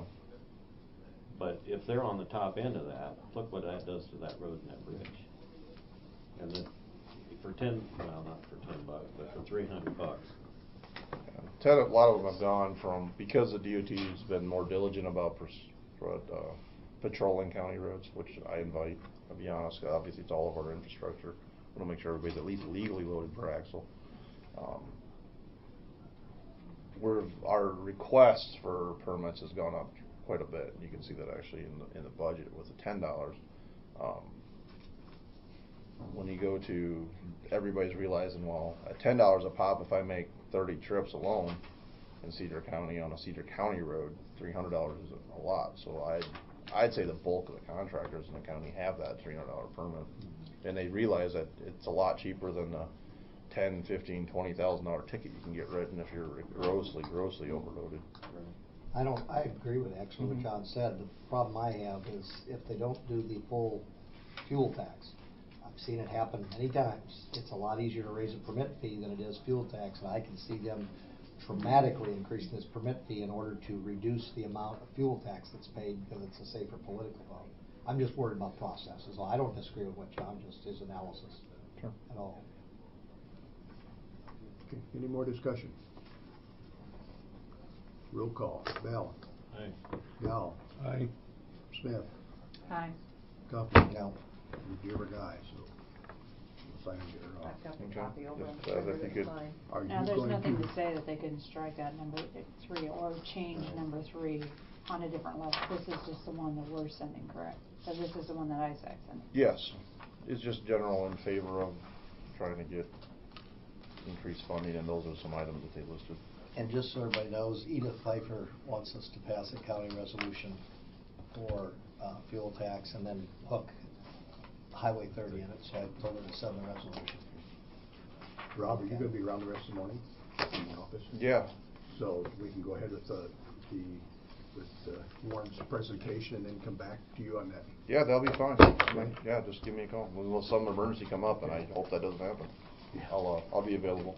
Let's take 5 for Okay. 4. Thank you. System. What you'll notice that's really slick about this system is it's a flat roof, and this array is not physically even touching the roof. This is a flat roof. There's thick rubber pads here that these racks are sitting on top of, and so there's thick rubber pads protecting the roof, and then this entire network here is tied together. So that's a system that's really attractive. It's held down by ballast, cement blocks you can see there. So that's one type of installation we do. Another type would be your typical ground mount. You might see these, particularly in more agricultural, rural areas where ground is available to put them up. Or you might see it on a house. This is a house in Cedar Rapids. This was an award-winning installation that we did. We got featured for that. So a little bit about us. In December of 2013, we installed Iowa's largest private array, and we were put on the cover of Wallace's Farmer for that. Then this year, we've got a lot of notables featured in Lumos magazine, RenewableEnergyWorld.com. We did the state's first power purchase agreement, and that was with Johnson County, and we'll talk about that a little bit here in a moment. We're in Solar Pro magazine, featured there, and then we're on the cover of the Gazette, featured there. Folks usually have one or two motivations when they want to go solar. There's the green part of this, but there's also the financial part of this. Now, with the law enforcement center specifically, here's the green motivation. You'll see that you'll be, over 25 years, you'll be able to offset almost 8.5 million pounds of greenhouse gas. Furthermore, you're going to be eliminating smog, acid rain, asthma. The size that we're promoting, suggesting to you in this preliminary analysis would also be something that would offset, you'd need 72 acres of trees to be able to do the kind of benefit that this solar array is going to do, and that's a 156.8 kilowatt system. So when people ask, well, how big is the system? 156 kilowatt is the answer for that. For financial motivation, whether you're a farmer or a commercial owner or what have you, a tax-paying entity, this is what it would typically look like. Now, you're not a tax-paying entity, so we got to do a little different route with you, but this is the basic math of how it works. So the gross cost of solar here, let's say it's a $100,000 system that someone wants to put in at their business. Right off the bat, that next year they'll be able to get $30,000 off of their federal taxes. They'll be able, in this scenario, get $18,000 off their state taxes, and then also, because they're a business, they have the depreciation they can put in there. So when everything's said and done, the net cost of the system is going to be $27,500 for what initially started out as a $100,000 system. Now, because you're a non-tax-paying entity, you can't approach it that way, but there's something that is new out there that really benefits you. It's called the Power Purchase Agreement. It's not a new solar concept. States that are more sunny than us and have been doing solar longer, they've really perfected this type of agreement. It's new to Iowa, though. The Iowa Supreme Court legalized that in 2014, the summer. A case study that we could provide for you that I'm going to do here briefly is Johnson County. They had a secondary roads building.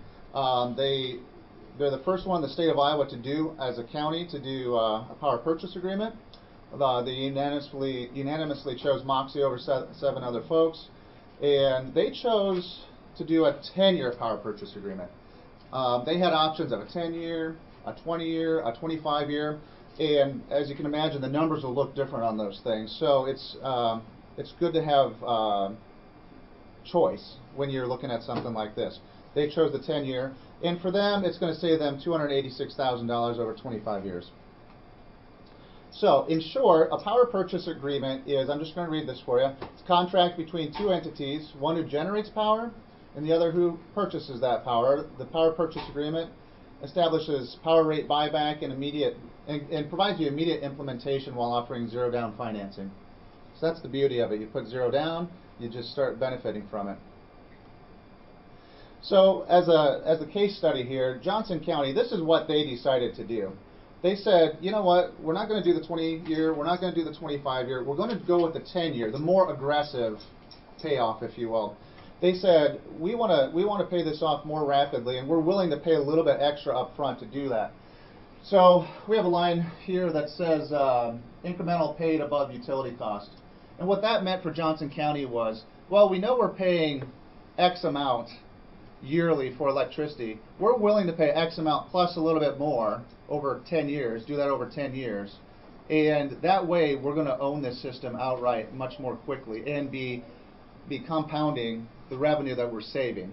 It's because we're not paying electricity anymore. And I'll show you what that really looks like as far as the hardcore numbers break down. But for them, they were going to be paying $67,000 above and beyond what they would have been paying for electricity for about 10 years. And then at the end of that, the warranty on the systems alone is 25 years. So if the first 10 years, they're paying a little bit extra, $67,000 extra, that last 15 years is all just free green electricity. And so that's what they shot for with this 10-year power purchase agreement. They're going to generate $314,000 worth of electricity over that time, and they're going to have a 462% return on investment.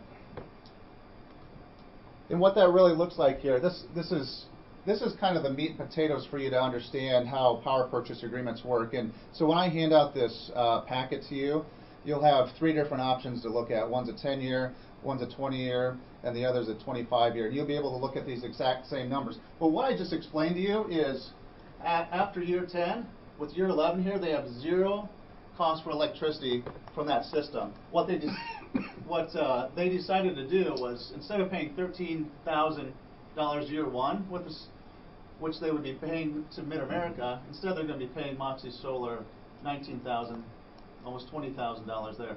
So year 1, they're going to pay about $6,000 more on electricity. But after they do that for 10 years, it's just all, they got it paid off after that, and it's all gravy.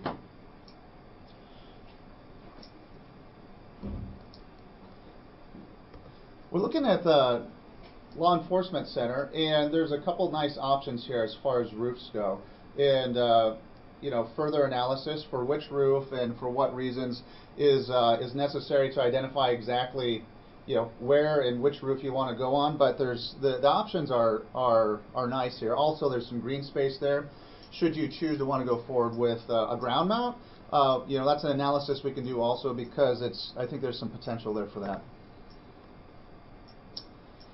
Okay, so this is kind of the nuts and bolts of what we're looking at with this. And I'm just going to read this out loud to you, and Jason's going to pass these out to you. I got a copy for everyone. There's a color copy for whoever wants that one. But this is on page 4 of the document Jason's going to hand out to you. So we're recommending that in this preliminary analysis, you put in a 156 kilowatt system. And that's going to offset about 50% of the electricity usage at that site. You'd have $0 down, and you'd have no incremental cost with the 20-year power purchase agreement. Now, you may look at the numbers and say, you know what, we want to do what Johnson County did and be a little bit more aggressive. Instead of not paying any additional each month, we might want to or each year, we might want to actually pay a little bit extra each year and do a 10-year power purchase agreement. It's totally, it makes complete sense either way. On one scenario, you might be offsetting a line item by making your electricity cheaper each year, or with a 10-year, for example, you might be increasing the cost of your electrical consumption up front, but you'll get that paid off earlier and be using free and green electricity more rapidly. Okay, so your return on your investment's infinite with a 20-year power purchase agreement, because you aren't paying above and beyond what you are already paying. You're actually saving money. The solar payments per kilowatt hours will be lower with the 20-year power purchase agreement. For example, right now you're paying about 10.5 cents for a kilowatt hour, and with the 20-year power purchase agreement, it'd be less than that. We're going to offset 8.5 million pounds of greenhouse gases. You will have real-time monitoring, and what's amazing about that is you or anybody in your community who you give access to can get on the internet and see how much power not only is being produced by the entire system, but it's done at the modular level, which means every single panel, which is about my size, if you will, kind of every panel, you know how much electricity is being produced by that panel. You'll know if something's wrong with that. We will be monitoring that because we're responsible for that system for the life of the agreement with you. So we're going to know if the system that we've guaranteed to you is going to produce has a bad panel or has a bad microinverter. So that's something we can look at from the very micro level online. Your students at schools can jump on and say, hey, let's see what the solar is doing today. I'm a former teacher, and I think just opportunities to integrate that into a curriculum is fantastic. So there's no maintenance cost to you either, because as long as we're the ones providing the power purchase agreement to you, if it's 10 years, then we're on the hook for 10 years. If it's 25 years, then we're on the hook for 25 years. We don't change out the parts depending on which power purchase agreement you use. We stand behind the power purchase agreement as long as you want it. Yeah, so no maintenance cost to you. There's 25-year manufacturer warranty on all these parts, as I had mentioned. So that's why we do just a 25-year analysis. We firmly believe you'll be able to get 30, 35 years out of these systems. Obviously, they'll continue to lose productivity. That's what they do. Things will break. But 25 years is what they're warranted for, so that's why we look at that. Okay, so now, here's some more nuts and bolts. When we holistically look at your 3 options, actually you have 4 options if you think about it. Right now, the system, if you were not to put in any solar whatsoever, so the solar is going to offset 50% electricity at the LEC. If you were to not do anything, you'd spend about $683,000 on electricity for that 50% at the LEC. Now, one option is you can say, you know what, we just want to buy our own solar array and put it up and pay cash for it. That's not something we're recommending, but you could do that. And if you did that, it would cost you $431,000. Also, you could take a look at the 20-year power purchase agreement that we're proposing, and that would be a $447,000 cost over 25 years. And what you'll notice is that's almost identical to if you're just to buy the thing, right, pay cash right now for an entire system. You're basically paying the same, but it's over 20 years. And the savings are about the same.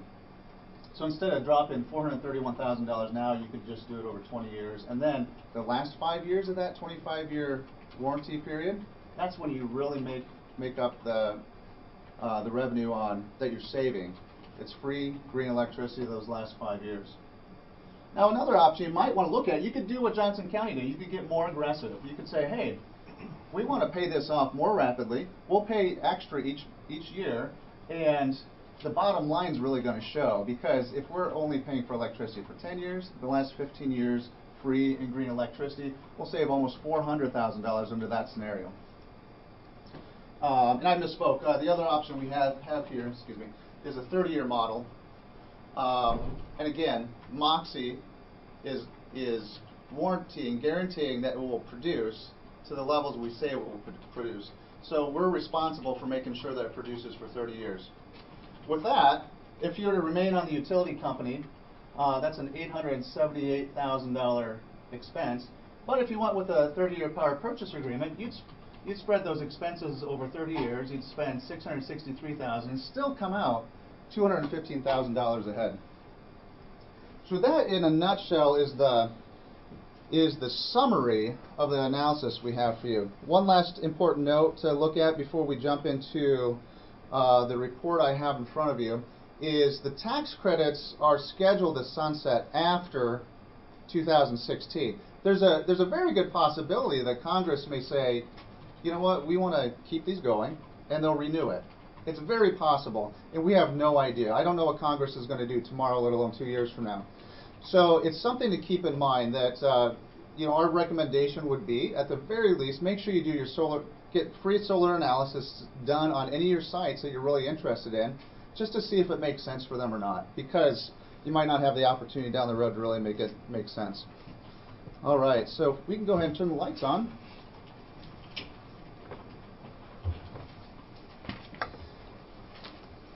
So I'm not going to hit every item in this report, and you're probably glad about that. But what I do want to do is explain to you what you have in front of you. Go ahead and open up to page 4. You'll see that the second half of the page of page 4 is one of the slides I had up there. That's the summary page, the size of the unit we're looking at, as well as why we're recommending the 20-year power purchase agreement and such. Now, if you go ahead and look at page 6, you see page 6 and 7 really show you your historical consumption at the facility we're talking about, and how you're paying about 10.5 cents per kilowatt hour there.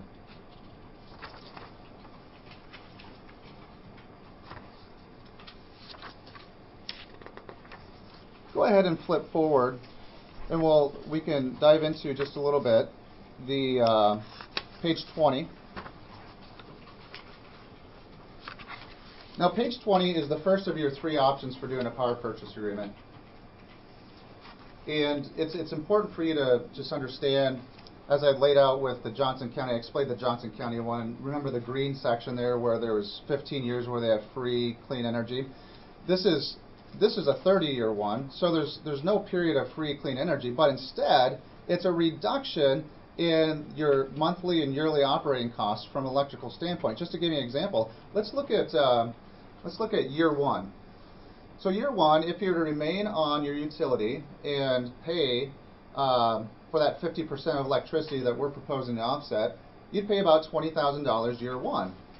But with a 30-year power purchase agreement, you'd save almost $5,000 because it would go from 10.5 cents per kilowatt hour down to about 7.85 cents per kilowatt hour.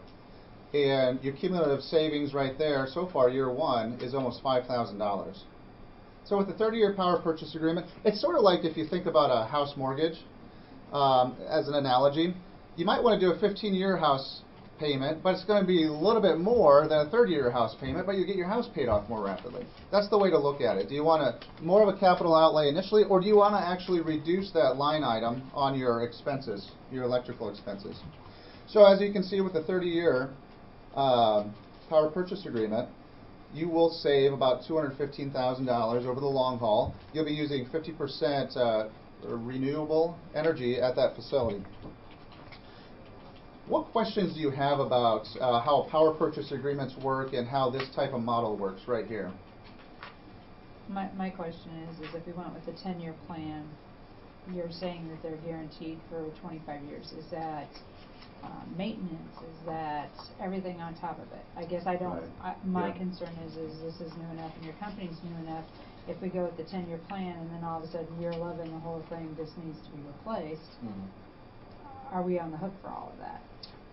Well, what we can do up front is if you wanted to do a 10-year power purchase agreement, but you were concerned about maintenance in year 15, we can negotiate something where we actually have a service and maintenance contract up front for those future years. It's really kind of up to you.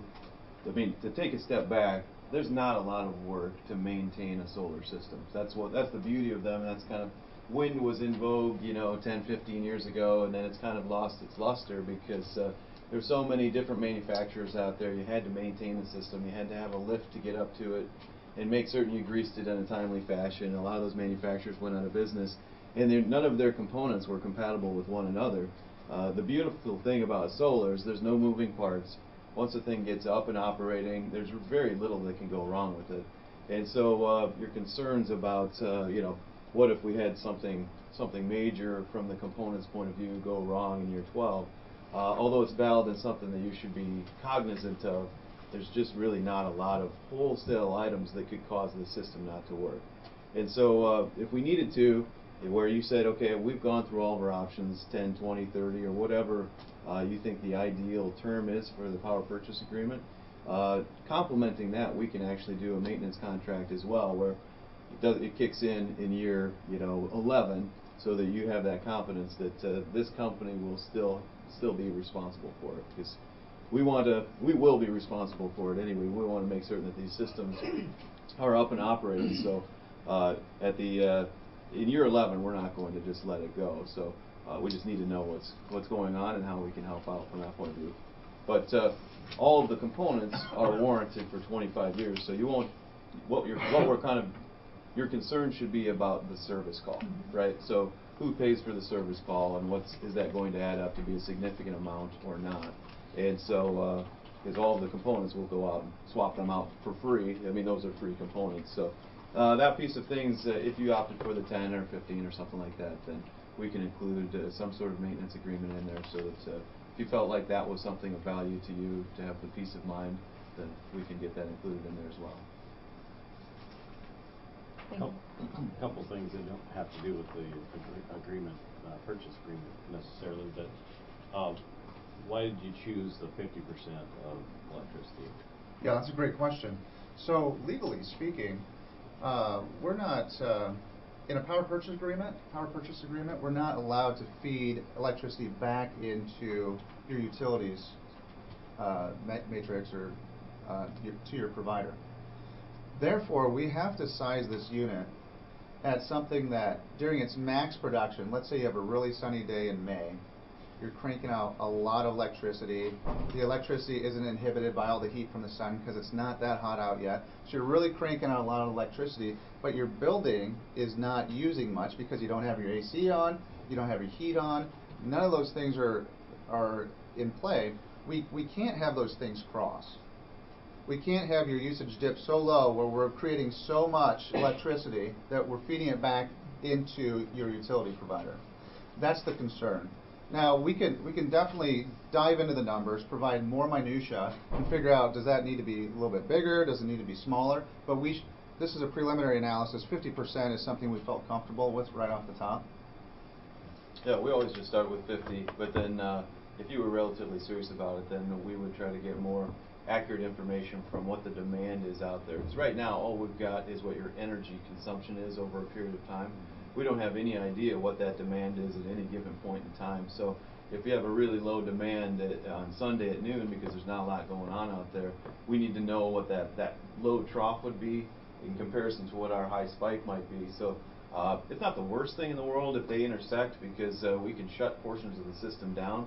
But from a financial aspect, if we're shutting down a quarter of the system 10% of the time, well then it doesn't make as much sense for us. So it's really a safeguard on our side, because you're only going to pay the bill based upon whatever the system produces. So intuitively, you don't care. I mean, whether we have to shut a portion of the system down or from that point of view. So if I was you, I'd be motivated to have as large a system as possible.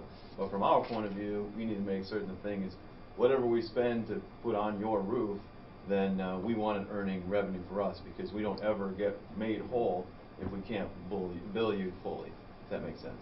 So we'll get into that minutia, but we always just start boilerplate at 50% and then make it more accurate as we do more further analysis. The other thing is on page 10, you had the Google Earth. You got the wrong building. Oh, did we put the wrong building on? CDS is what you got, I think. Okay. Oh, it's just to the, yeah, we're the wrong, we're a block over, aren't we?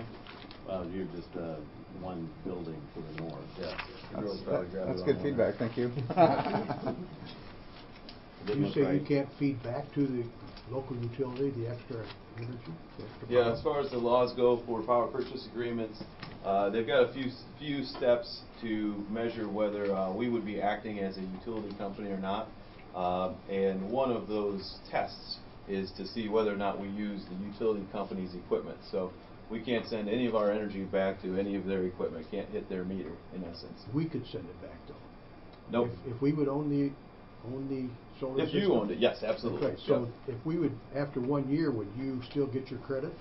5 years. It's It would gotta be take 5 years, so the Yep. minimum is 5 years. So after 5 years, if we generated extra electricity, we could send it back to Tiffin Yep. Utilities. You would want to execute your fair market value purchase of that system, and then you could send it back. Because while that power purchase agreement is active, obviously we can't send it back. But as soon as you purchased it and owned it, then you can send it back for sure. They only pay pennies though on Yeah, they would pay probably 3.5 cents per kilowatt hour versus your charge right now is 10.5. So, but it really just kind of it's a case by case scenario. If we're offsetting 100% as opposed to selling back, then that's your highest return on investment. But when it comes to a power purchase agreement, again, all of that is kind of moot if you're just purchasing the energy from us. As long as we're cheaper than the utility company is, you should just do that in perpetuity. But we've had some others that want to acquire the system sooner, and we can put together a formula that calculates after year 5 what a potential payoff would be to own the system outright.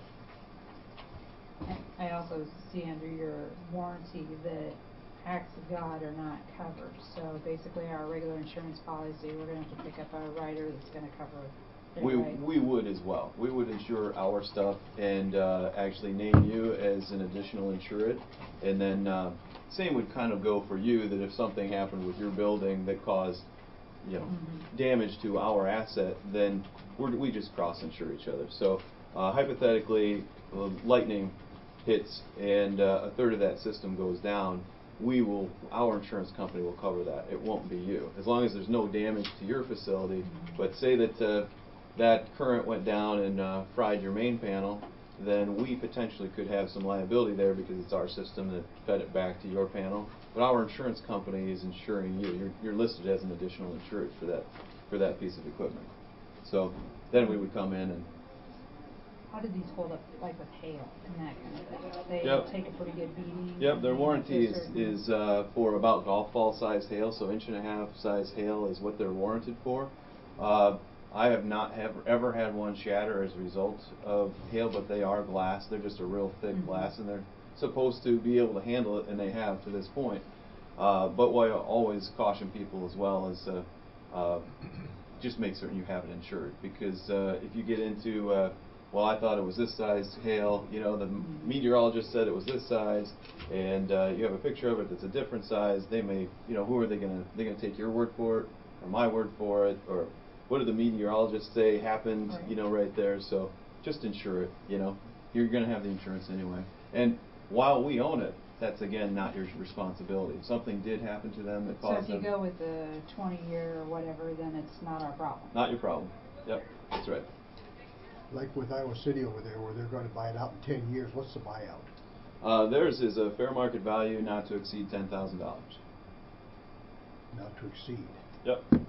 It has to be fair market value from the IRS's point of view. So this power purchase agreement behaves in every manner just like an operating lease. So you are leasing an asset from us. Every month you write a check to us for an asset that we own. If there's anything in that arrangement that makes it seem like it's your asset, like a dollar buyout, like now that's a finance, so you're just borrowing money from us as opposed to leasing our piece of equipment. So it has to be a fair market value buyout, and so, but we can do a not to exceed so that you have a pretty good idea of what that number's gonna be. And that obviously, depending upon how many, what the term is, obviously, that not to exceed would change. So you're saying that system was what, $343,000 and it's gonna be worth $10,000 in 10 years? Yeah, well. The Iowa City one was smaller than what we're proposing here. They're pretty similar though. They're about But the same, yeah. but yeah, I mean that really kind of boils down to a number of factors. How soon does our accountant say that the usable life of that system, from how fast can we depreciate it? So typically we can depreciate the asset in 7 years. So depending upon how you test that, the IRS would go off of our depreciation schedule. So if we can depreciate it in 7, you know, saying it's worth 10,000 in year 10 isn't unreasonable. Well, and you're responsible for all the maintenance as long as your purchase agreement is in play, so. Yep. That's another factor to take into account. You're talking about the system, but what does it cost to get it hooked into our electrical system? Because we're gonna have an electrician come in there and do a lot of work just to hook it into our system and make it so that. We'll do that. We'll take care of it. You take care of all that? Yep. You don't have to, you don't write a check. Electricians, so we wouldn't have any extra cost in this. Nope. No. Nope, we'll take care of the whole thing. Obviously, what you have us do, you know, there's an interest rate behind the scenes on everything, right? And that's why you don't save as much money for the 30-year option as you would the 10-year option, because there's an interest rate factor. But in your set of circumstances, the only way for you to get the maximum benefit is that we put in a $400,000 system rounding. We take 30% federal income tax credit. We take the state, we depreciate the asset, and one of the things that we didn't share in the slideshow as of yet, but this project right here would be eligible for a USDA REAP grant if we put it in, because we are a for-profit entity. So we may be able to get an additional 25% off of our gross cost of the system. Well, every time, it's just like trying to find 2 vendors. If one vendor offers the exact same product for 50% of this vendor over here, you're going to go with that vendor. So for us right now, if we can get that additional 25% REAP grant, which we think is a pretty good, it's a better than 50% chance that we could get that passed through. Now all of a sudden, as I'm doing the math, let's say that it's just for round numbers, a $100,000 system, 25,000 is taken out right away for the REAP grant, so now we're down to 75,000. 30% of 75,000 is whatever it is, so then we take that off. Another 20,000 for the state, and then we can depreciate the asset at, let's say, a combined tax rate of 35% or whatever the tax rate is. Now all of a sudden we're talking about a system that literally costs 20 cents on the dollar of what it would cost you guys to put it in.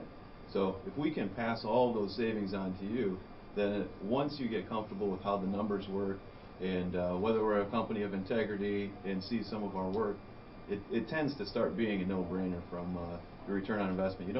There is no investment. You just allow us to put a system on your building and you can start saving money immediately. Are you recommending a roof mount? Yep.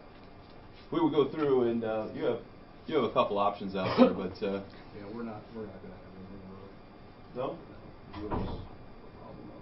Okay. What's the from the wrong roof anyway?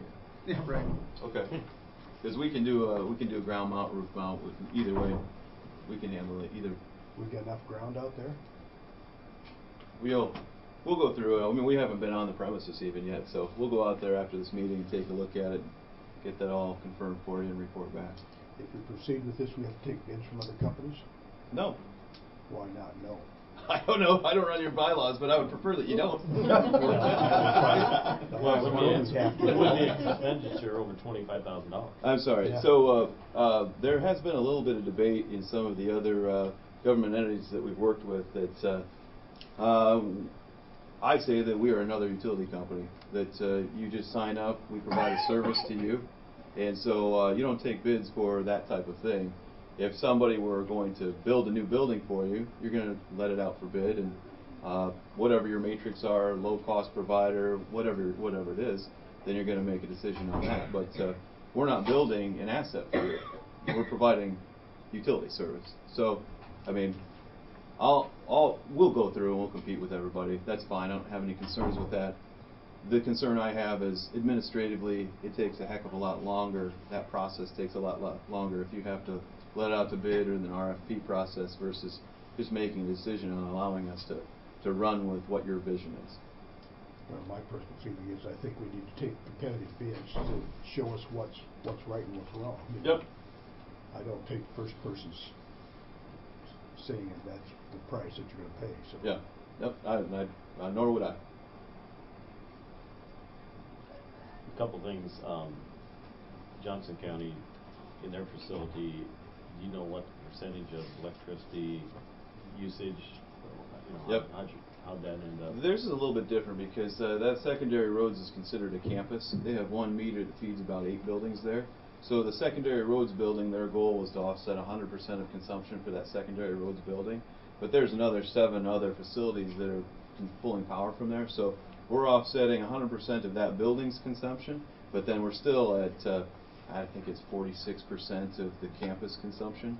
And so that's it's kind of apples to apples to where we're at here. But if that meter were powering multiple facilities out there, then we could kind of earmark, same with some of our other customers where we have a number of facilities, but we want to offset consumption for X facility. Maybe it's our rec center, but we have other buildings around. Then that's why we may hit multiple rooftops or multiple arrays that try to just offset the same number. We probably want to tie both of those buildings together, wouldn't we? Yours and I mean, there was another company that came in early on, and I ran a report for my electricity, and they said that I probably wouldn't benefit too much for it, but We can look at it. Well, yeah, allow us to. I mean, we're right below Warren there at the conservation, so I mean. Oh, yeah. I mean, yeah. Would you say your utility bill's $100, your electric is $100 a month or something? Yeah. Oh.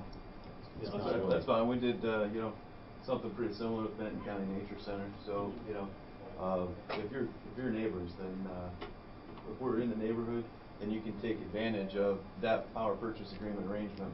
You may not even have to tie the 2 meters together. We just do 2 separate arrays that are feeding 2 separate meters. But the arrangement from the financing point of view, they can be 1 power purchase agreement, or they can be 2, or however you'd like to see them handled. Could we go into partnership with the manufacturing place next door? Probably not. Well, it's in your best interest for economies of scale. The more time and larger the projects that we do here, I can get you a better rate. Because we buy a container at a time. So if we're doing a megawatt here versus 140 kW, then clearly we can get you a better rate, and we can get them a better rate. And we've had customers that go in on it together.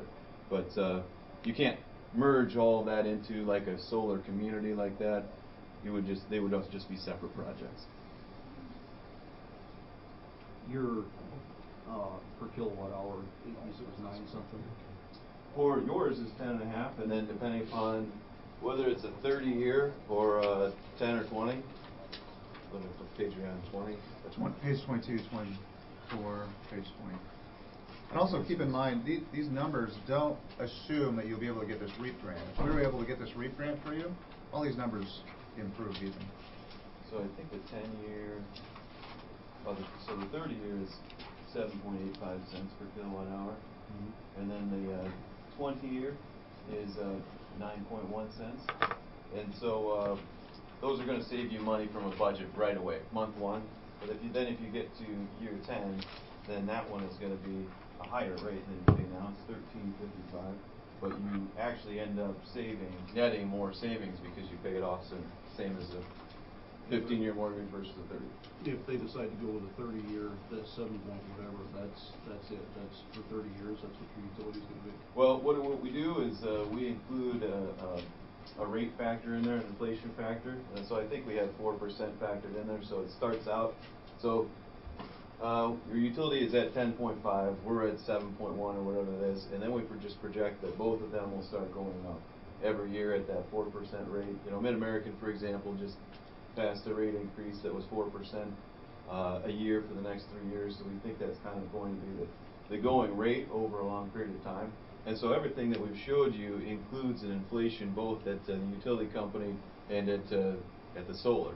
But, I mean, those are all, whether you keep them static or whether you have them both going up, there's never gonna be a scenario where theirs stays the same and then our costs go up. That, I mean, that doesn't make any sense. We know their charge is gonna go up. So, in year 25, your cost per kilowatt hour is much higher. It's, you know, we're talking about 4% inflation.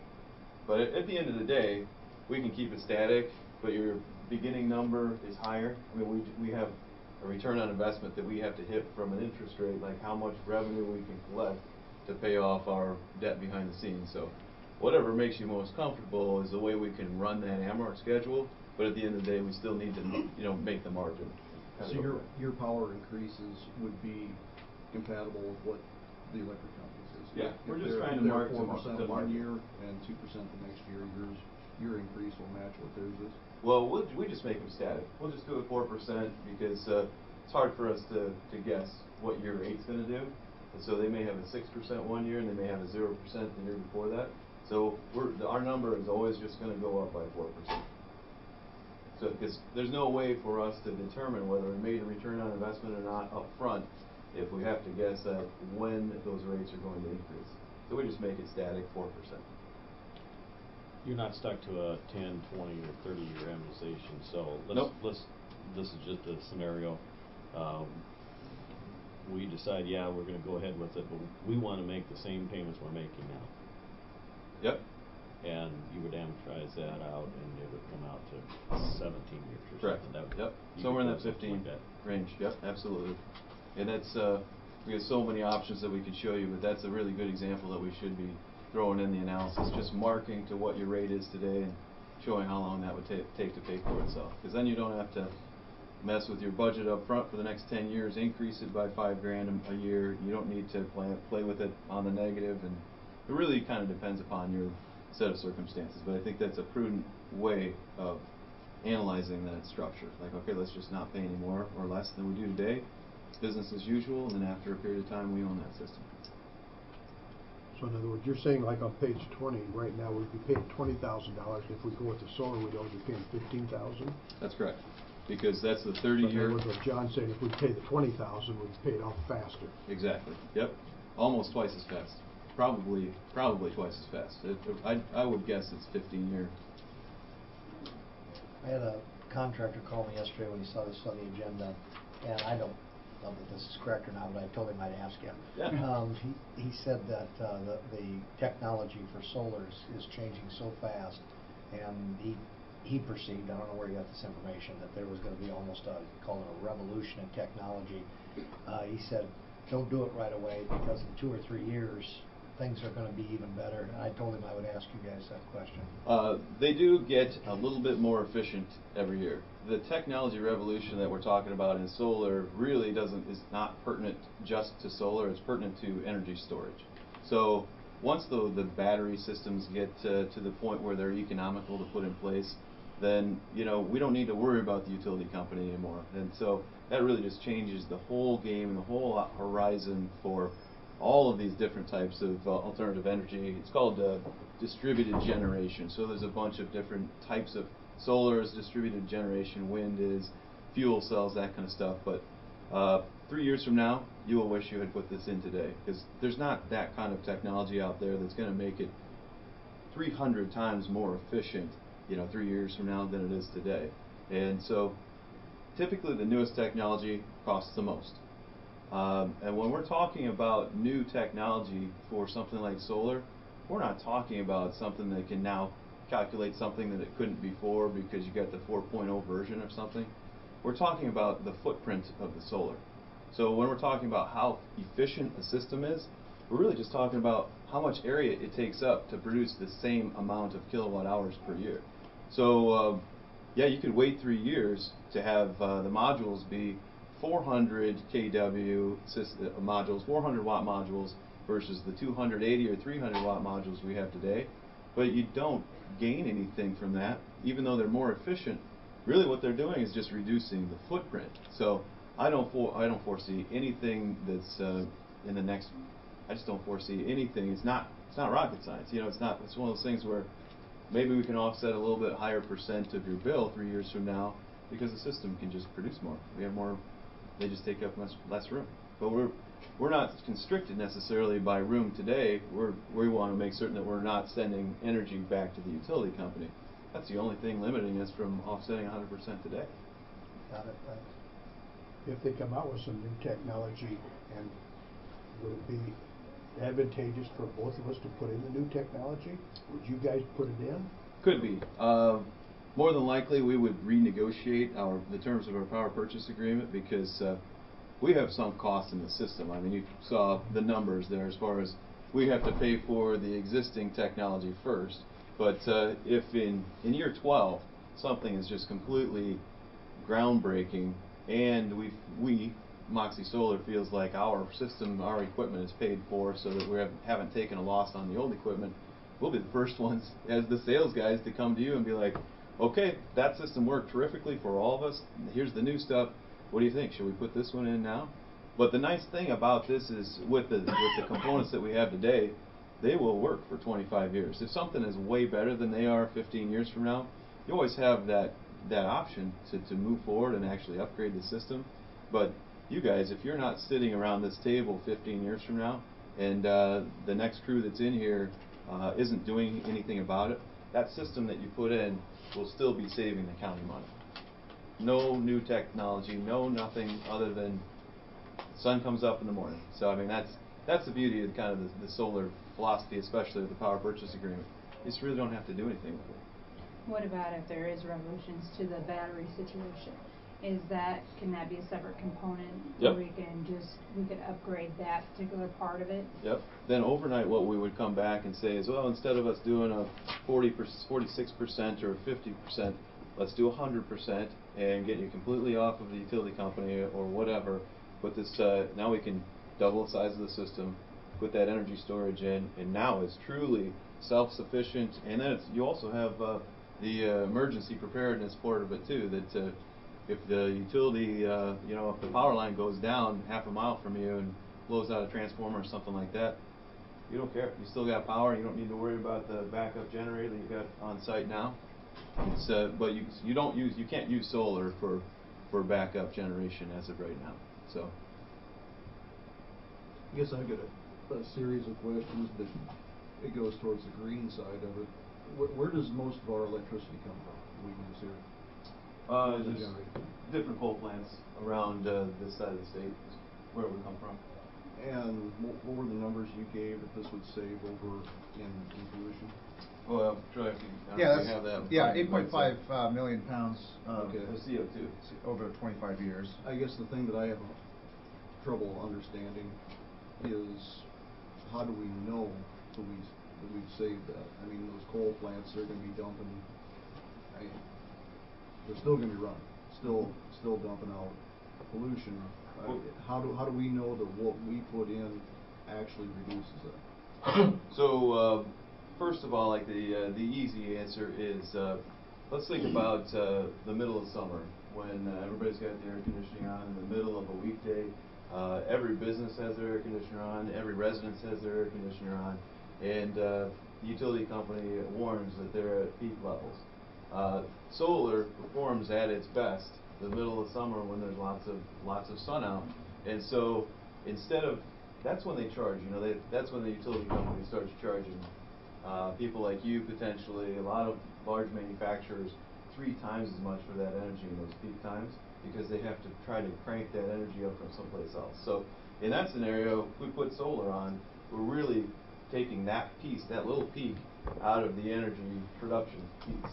And over a period of time, as more solar goes on, we're preventing that next coal plant from being built. And so, I mean, they're constantly decommissioning coal plants because they're not compliant with the EPA regulations as of right now.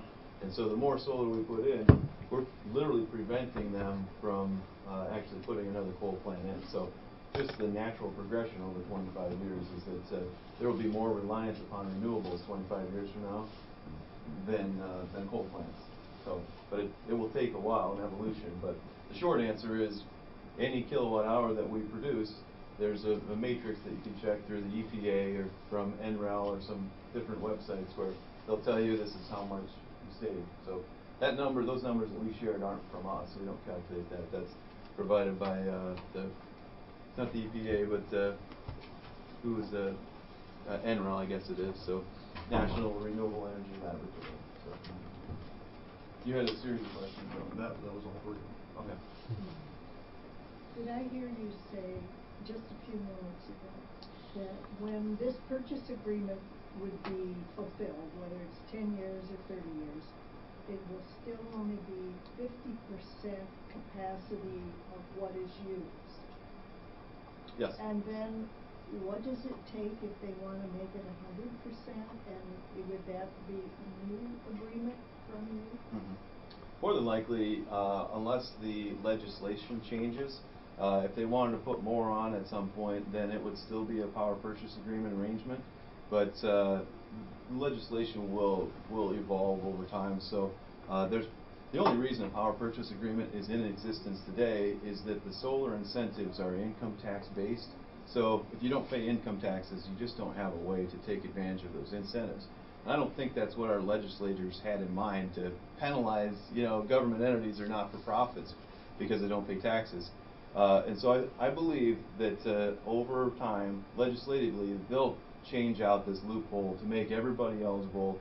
I don't know whether they're, what other ways they can do it. I'm not privy to that. But I do believe over time, we don't need to go through the wranglings of a power purchase agreement every time. 50% is what we will do up front. Every solar system loses a little bit of efficiency over time. And so the warranty works that in year 25, they'll still produce at 80% of the original nameplate rating of the system. So when you say, well, after 25 years, it'll still be offsetting 50% of your consumption, more than likely, yes. And the answer to that is because as they go to replace appliances and lighting in that building, they'll do that 2 or 3 times during the life of the system. The building will automatically be maybe 50% more efficient than it was today. Just because, do you have LEDs in the building right now? No, but to add to what you're doing, we're to the point now where we're starting to replace heating and air conditioning units. Well, the SEER rating on the air conditioning units that have to go up is higher. Have to be. Yep. By law, depending upon how old your old equipment was, all of that, again, the EPA is mandating that everything become more efficient. So that's another reason why not to offset necessarily 100%, because just over time, your facility should become more efficient. Better insulating, better lighting, better appliances, laptops, whatever it may be that's pulling load are going to be more efficient over time. Sir, I got a question. So in the summer months when you get the peak, because that's when the peak time comes through, and it's you're shutting down parts of the roof or brownout, whatever it is. Mm-hmm.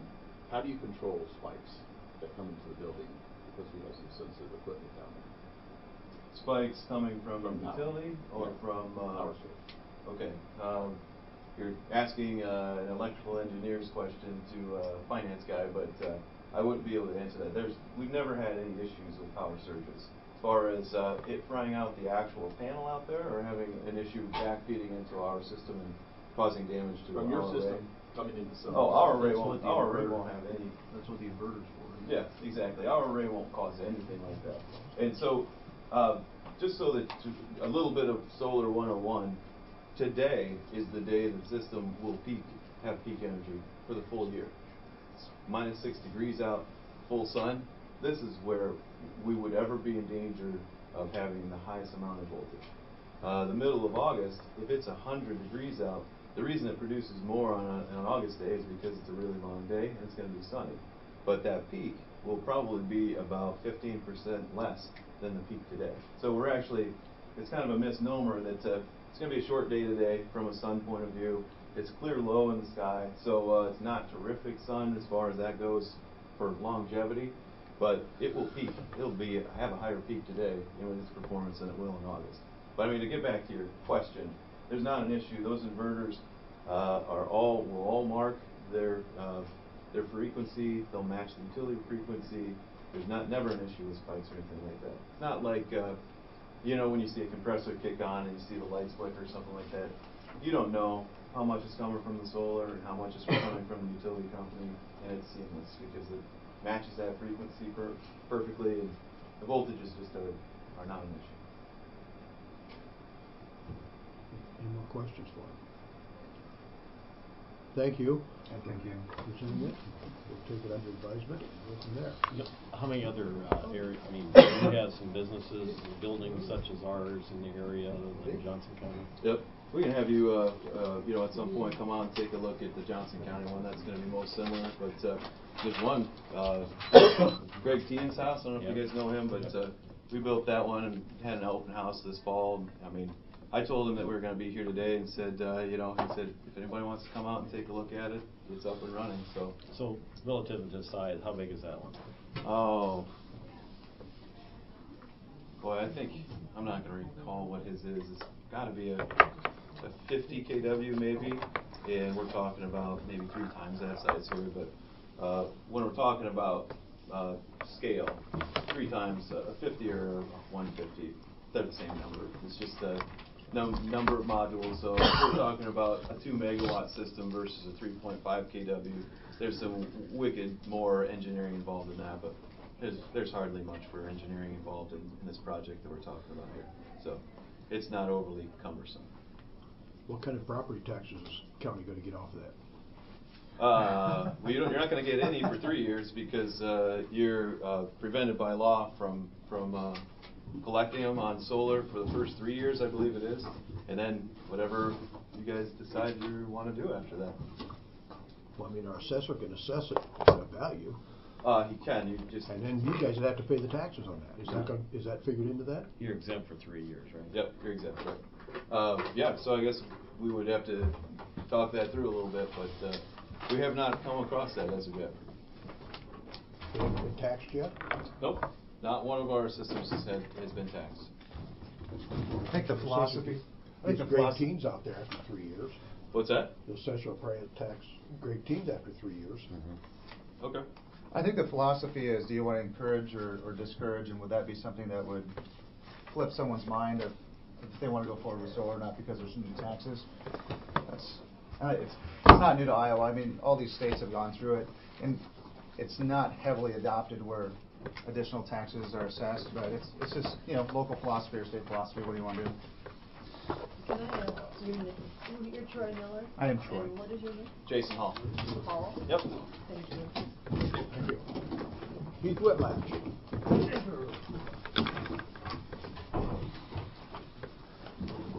Thank you for giving me a little bit of time here. I know you've got more important things than me, but I won't take long.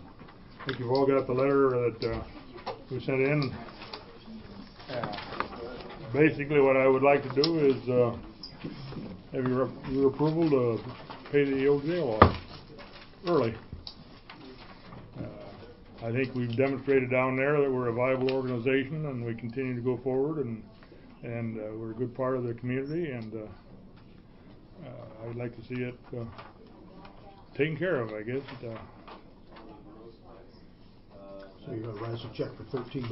Yep, good checkbook in hand. I have made every payment personally, so that's my contribution to the project. So if you approve it, I'll walk across the hall and give them a check for $13. And that's what you want to deed to it, don't you? Yeah, it'd be kind of nice, yeah. Not that I'm going to be leaving this world in a hurry, but I'm trying to get a few loose ends tidied up so that if something does happen, that it's taken care of. And, John, I think, was the only one on the board when we started this process, and I think it's been a good process. I wanted to make one comment to the board, and John was on the board. Cedar County is the only county in Iowa that built a new jail without a bond issue. And I think time has shown that's one of the best things that's ever done. But when I see other counties, like Johnson County, having trouble, and I say, have the courage. And John remembers the courage it took to do it. Have the courage. Go ahead and build it. Build it to what you feel you need, and then decide how you're going to pay for it. And we paid for it a lot faster than we thought we would. Well, John, what's your feeling on this, since you were on that originally? Well, I think when this whole process started, I think that there was a lot of skepticism as to the group, the validity of whether or not they would be able to handle everything. And you probably admit that that's what was going on. And We there was had a lot of ducks- we had issues ducks going too. back and forth with the Historical Society and so forth, and it was something that I think we put in place so that it would hopefully help them not to fail, and give them encouragement to make it work. And I think they've proven at this point that it's not going anywhere, and that they've done a good job at restoring it and keeping it a viable organization. So I have no issue with what Keith has proposed.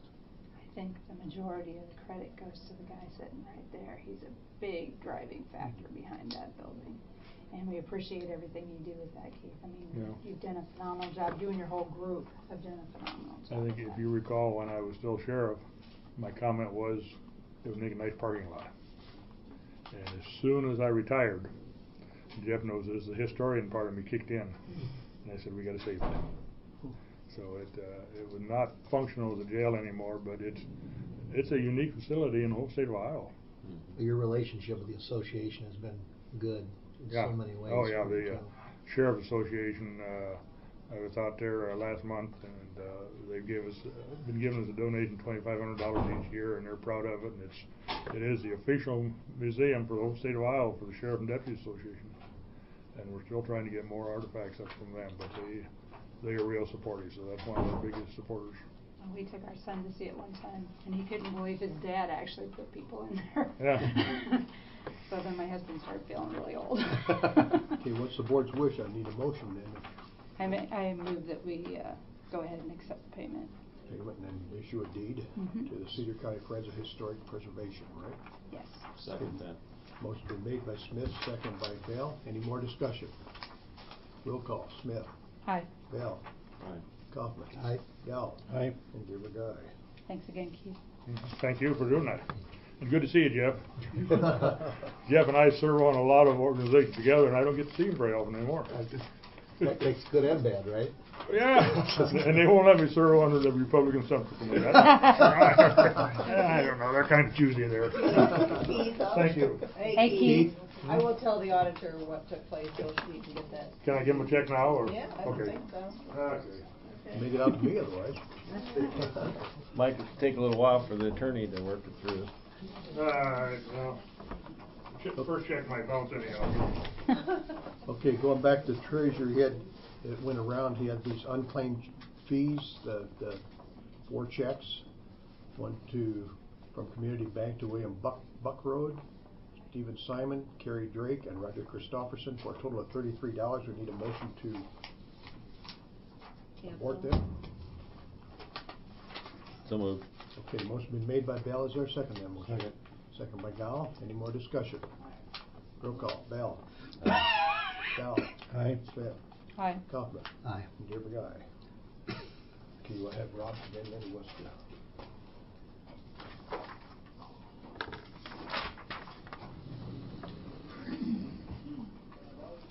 I registered Dwayne for that B191 training that is done at the Moss Meeting. Does anybody else want me to register them? Thursday, our day from 9 to 4.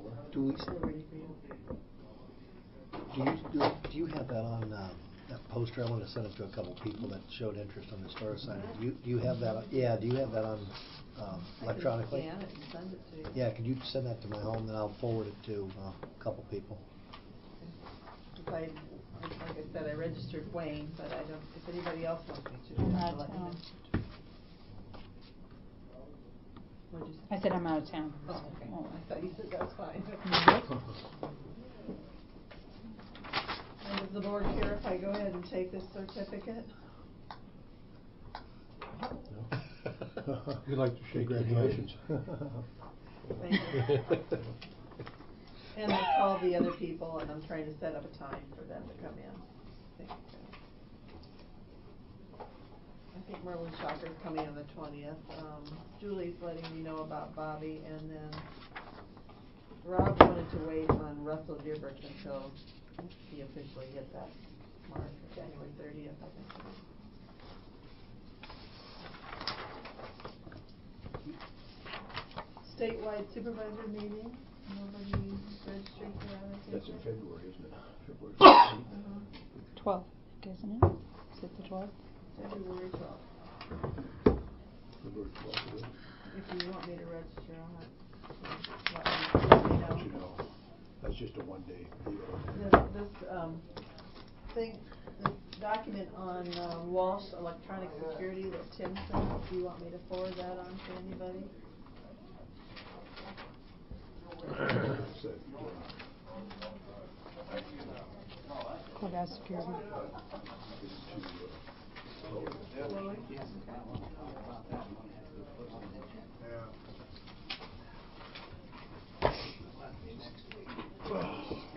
Yes, Rob. Yes, last thing I had for me was, there's been some discussion of some potential property purchasing, for the secondary roads. Yeah, Just for a closed session. I was gonna request a closed session, fear it could be detrimental to the purchase of it. Set for 21.5J to discuss the purchase of particular real estate. Does somebody want to move? Move we go into closed session, subject to chapter 21.51J. Okay, the motion's been made by Dale. Is there a second that motion? I'll second it. Second by Smith. Roll call. Dale. Smith. Aye. Gal. Coughlin. Aye. Over guy. We're in closed session. I'm going to pause this recorder and get the other one going then. I'm going to start this back up. Yeah.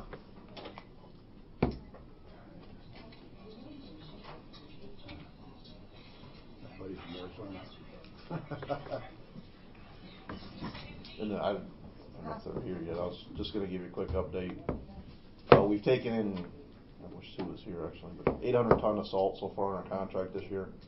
You'll see in my budget, the reason it was so much, we only had a couple events, but we went into the season almost empty. So, again, when we did the budget this time last year, we didn't anticipate the salt shortage and the cost doing what they did to us last year, and we had to buy that extra salt at a lot higher rate.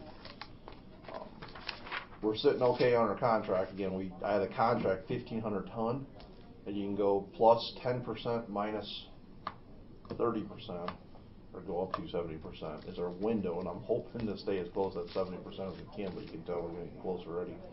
But I have already met our materials cost in my current budget, so you're going to see a big reflection of that in the upcoming. But this has cooperated. Thankfully, it didn't start in November and keep going, because that would have been really bad for us. But we're on the down. I hope we're on the back side of winter now, and it'll help. But not gonna. Gotta be positive. So, but yeah, we are full, and I'm gonna try to keep us full. If we have to order 100 ton here, 200 ton there, Mike actually pushed up with a great all. We took as much as we could, because again, they say it is a shortage. But we'll see what Mother Nature does to us. But thank you. Okay, thanks, Rob. Now, after this closed session, what are we putting in this? No Put in there that no decision was made at this time. Okay, committee reports. I had 7th Judicial the other day. Cass Kelly was again appointed the chairman. Greg Adamson was a vice chairman, and Kathy Laird was appointed to the executive committee. Insurance, they got like a 10 to 12% increase in their health insurance down there. We had an audit from the state, and if you would look at the audit, and I'll pass it around, but everybody's got just about a full page. District 6 has got like 2.5 pages, I think. But the only thing they found at the 7th Judicial was that equipment with a cost of $70,000, $598 has not been properly tagged with an appropriate decal or tag number, is not on the capital asset listing for Iowa Administrative. And that was a new walk-in cooler that they put in. They're afraid somebody's going to walk off with a walk-in cooler, but that was the only thing they found on 7th Judicial. So we got a good report there. We got a monthly report from Jim Wayne that you can read. And then we did approve the budget for next year. The budget for fiscal year 15 was for $10,506,534 for the expenditure. So I'll pass that on. Was there any other committee reports? Dawn? No. Ed? John? I had 911 and EMA, but I didn't bring my notes in with me, so I can cover that another time. Jeff? And I just had the communication with Edith Pfeiffer, and I'll ask her to send me a copy of whatever resolution she wants us to consider. Well, I had mental health yesterday, the regional meeting, and Julie's gonna bring a report on that, so she's in Des Moines today, so. Next week, we'll have a special meeting on the 22nd that's the all-day budget meeting. Mm-hmm. So that'll be a special meeting called. Whenever you're ready. Okay. When is the board needs to do their own budget? Sometime, at some point? Do you wanna work on your budget today? I have to stay in touch all day anyway. And then I can tell you what you have on for Tuesday, the 20th, too. But I think I gave everybody a copy of the budget. Yep. Okay.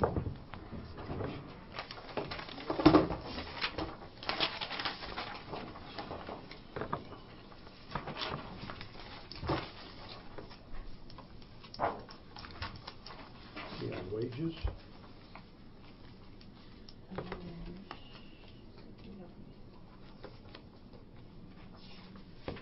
Last year we budgeted $130,525. If you keep the same wages, the wages are $129,055, and then the rest would be the mileage.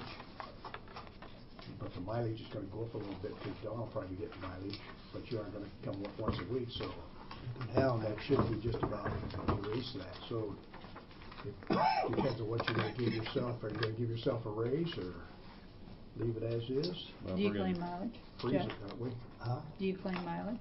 Yeah, but I won't be on the extra outreach stuff. No. So that should go. Should be just about a wash, really. Okay. Yeah. What were you going to say, John? I was going to say, if we're going to have extra meetings, we'll have some mileage there.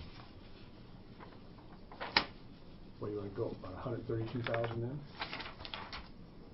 131,500? Since Dawn and I are the only ones who get. Yeah, you're not going to have any extra mileage. Where are you going to have extra mileage?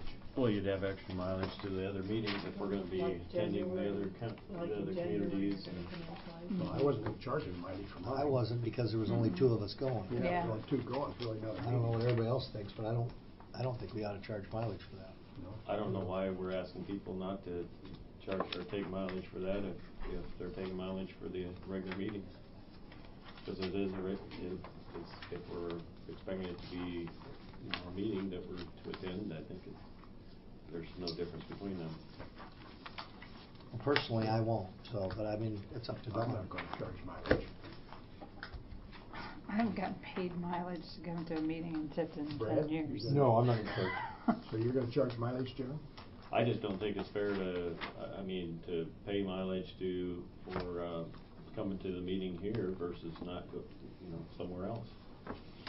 So, I mean, if we're gonna have people taking money for coming to the meeting here on Tuesdays, what's the difference between that and someone going to the meeting on a Thursday at Durant or at West Branch? I figured that was our obligation. I guess that was, we were just going to cut back one meeting and go to them places there, so. I haven't been taking mileage like the community action or anything lately. I did it first, but I just don't anymore. Well, I usually use the county vehicle when I go, like up to Yeah. Cedar Judicial, so. I mean, I guess we can all. We all can decide what we turn in. I guess. That's right. We're going to try it for 6 months. If it don't work out in 6 months, we might drop it anyhow. So what are you going to put in there for mileage? And another 500? Another 1,000? How much mileage you need, John? Well, can I say something? Yes. The session miles too would be different than maybe what you keep talking about, two of you going out to the. Right. Session miles is the only thing that falls under the salary category. Right? True. But I don't know whether we're gonna consider those sessions or not. There's not been enough detail about what those meetings are gonna consist of. You're talking West Branch is what? What's Durant from here? It's 24 miles. 24? Mm-hmm. 24, and John goes there, even if he goes 6 times, 144 miles. 27 cents.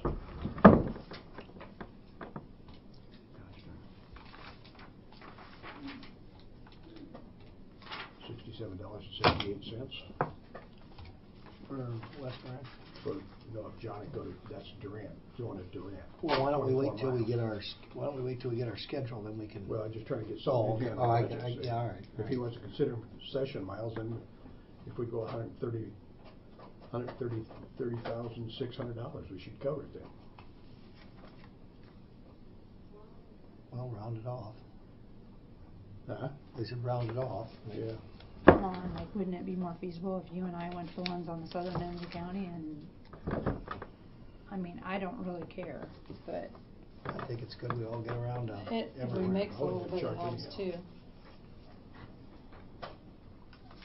Well, you wanna go up to 131,000 then? It's fine, I don't care. You gotta charge mileage. I haven't yet. I figure if we're only working 1 day a week, I mean, if we're only doing one. Well, it might be after 6 months, you might drop it anyhow. Yeah. So. Okay, the FICA, that's a percentage, so they can figure that out. So 131,000 you're going on the first? 130,600. Oh, 30,000. Yep. Okay. Employee group insurance. Here's the rates you have on that. That went out in the memo there. Okay, I got a 2-person, so it's Yeah, that's the 876. latest memo, I think. 0.28. Dawn, do you have any insurance? I just have the dental. Just dental? 3440. Here's 413. This is monthly though, here, isn't it? Well, that's fiscal year, isn't it? What's that? Is that this the one? That's this. That's what I'm looking for. That's it. Yeah, this one, yeah.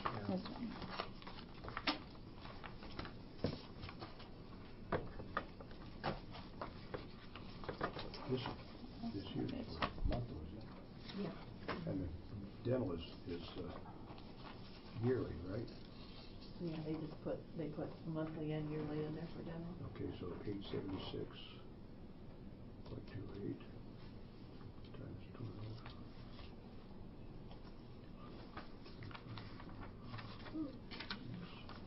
And you take his dental, Dawn? Mm-hmm. Okay. 413. Brad, what do you take? Family. Family?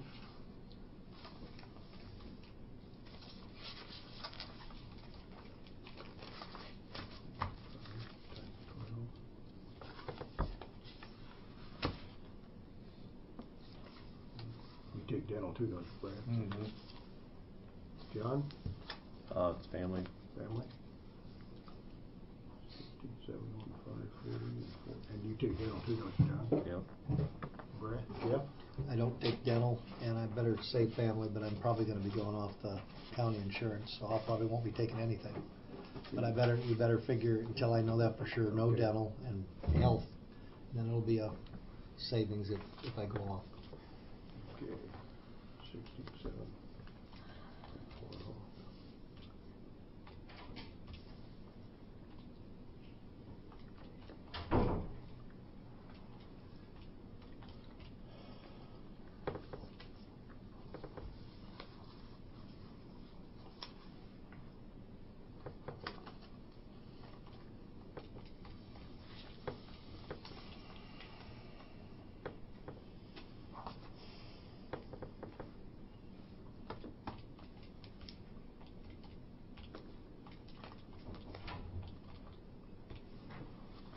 Up to $62,313.56. What I come up with. What do we have budget? 62,314 then? Last year we had $69,068. Give me that figure again, Wayne. 62,313. So we make it 62,315. I would go, if you got odd cents, I'd go up, Huh? Yeah, you should go up if you got odd cents. Yeah. And you'll figure the IPERS and the FICA, won't you? You can do Okay. that. So 62,315 you said? Right. Fuels, we budgeted $107 this year. I know that I've been using the car to go out to Tama and down to, it takes about 3 gallons. to go both That's what we places. paid, yeah. I thought we paid some No, money. I thought you had too. 3 gallons, so it takes about 6 gallons a month. 3 gallons, $30. So does it show you used? That's used year to date is 107. Oh, yeah, it is, 107, There but was you nothing- didn't budget anything. Right. Okay.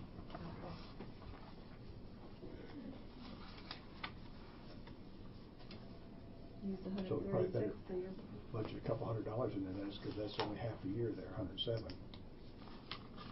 Okay, 200. Stationery and forms, we spent $108, we budgeted 600. How come we budgeted so much for that? Well, because, probably for a new minute book, Okay. and I purchased that, so. How much it was it? I haven't seen the bill yet, I told the girls the I other have day. not. No, There you it's go. not this. That's it. I didn't see one in here. Maybe you don't have one. I was gonna say, I don't Did see one in Betty- here. This is just all my forms. Don't have what? Cause I'm going through all my budget stuff and I'm not She doesn't finding have that it. sheet. Why don't you take it and then write the numbers in and I'll get a copy of it Okay. when you're done. I don't know, I haven't gotten the bill, but we shouldn't, I wouldn't think you'd need a new book in the next fiscal year budget. So if I we- think it goes every couple of years. So if we budget 200, we covered, and right? I don't know what that 108 was for, that's out of there. And it probably would have been to keep desk calendars. Oh, yes, yeah, it's probably for her nameplate and these stamps and the Stuff like calendars, that, stuff like stamp and that. stuff like that. Yeah. Do we need 200, or you think 100 would be enough? 100 would probably be enough this year, because we want What does it show your history of spent for other years? 57, and then one, in 13 we spent 578, and then $32. Yeah, so yeah, probably. $100. Somewhere, and I don't know where we put it in there, but I think we need to purchase a screen, pull-down screen to be placed up there. Oh, for the, to show on the. You'd place it on the wall and pull it right down behind the flag if you need to. Yeah. They're about $150. That's, I mean, that's, they're keeping that down, that's a pull-down, that's not an automatic. So where do you wanna stick that at? I don't know whether you put it in. Is there one for office equipment, a line item for office equipment, I or? don't see anything for office equipment in there.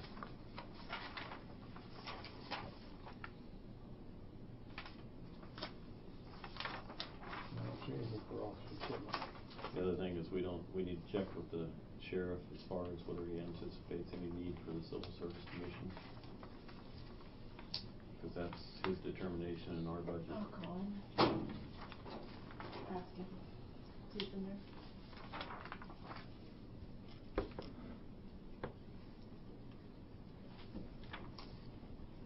What'd you say a screening cost, John, about 150? Which Yep. includes civil service.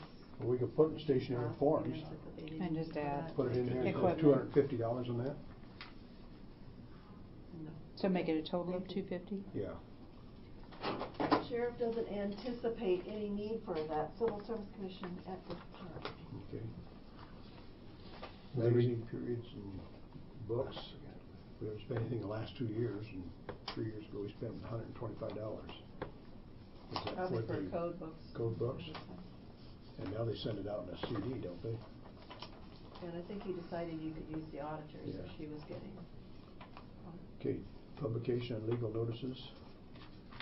Spent $27.82, we budgeted $87.75, and we spent $65, $6,077, $76. Looks like we've got down about $8,000 on that, doesn't it? To be safe, I think. Yeah. Okay with everybody? Mm-hmm. On the back side, minutes. We spent 35, 38, 40,000, now we're at 16,000 already for this year, so we're down a little bit, but that's only 38%. Where Looks do like those reports run? Huh? When was your report, when were your reports done? What's the date at the top of those? 12/1. Oh, so you've got another month in Got there now. another month in there. I don't know So it what- looks like probably should leave it around 43, or you want to drop it any? 38% factors back into 42,642, so 43 is it. 43, okay. Employee mileage and if you put them going to them other sessions in the session miles, this is employee mileage and sub. This is for going to all the meetings, all the different things. We have budgeted $1,900. John spent $240 so far. Brad spent $105. That's all we spent so far, $345 going to meetings. So. And then we'll have you going to Des Moines. So that'll, of course, that'll be out of this year's budget, but if we have any future meetings or anything. So if I go to Toledo or Tama for the Highway 30 meetings, just take a pool car? And then that'll go out of that rather than turn the mileage in? Yep. So you just have to let me Get the know little a few escape. days ahead of time, and I'll call downstairs so they're not using it. Was it out of the? Maybe just have to make sure you fuel it up if you need to. You want to leave it at 1,900, or you want to drop it back a little bit?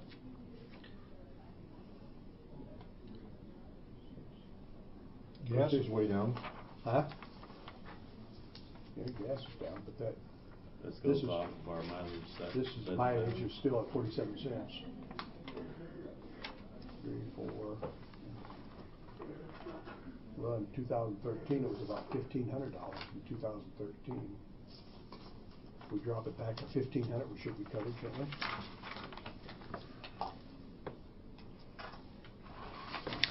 And then they break it down for each employee down there. The last one is dues and membership. That's our Highway 30 dues and Highway 30 roads. ISAC dues, stuff like that, isn't it? We've left it at 600. We've already spent about $520. This year we spent 370 so far, so it looks like 600 would be good enough for that thing, right? Workman's comp insurance, you can figure that out, can't you, Bev?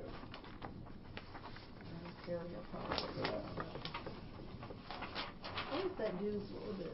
You just paid your Highway 30 one. Our budget should go down then, all right? Looks like it's $50.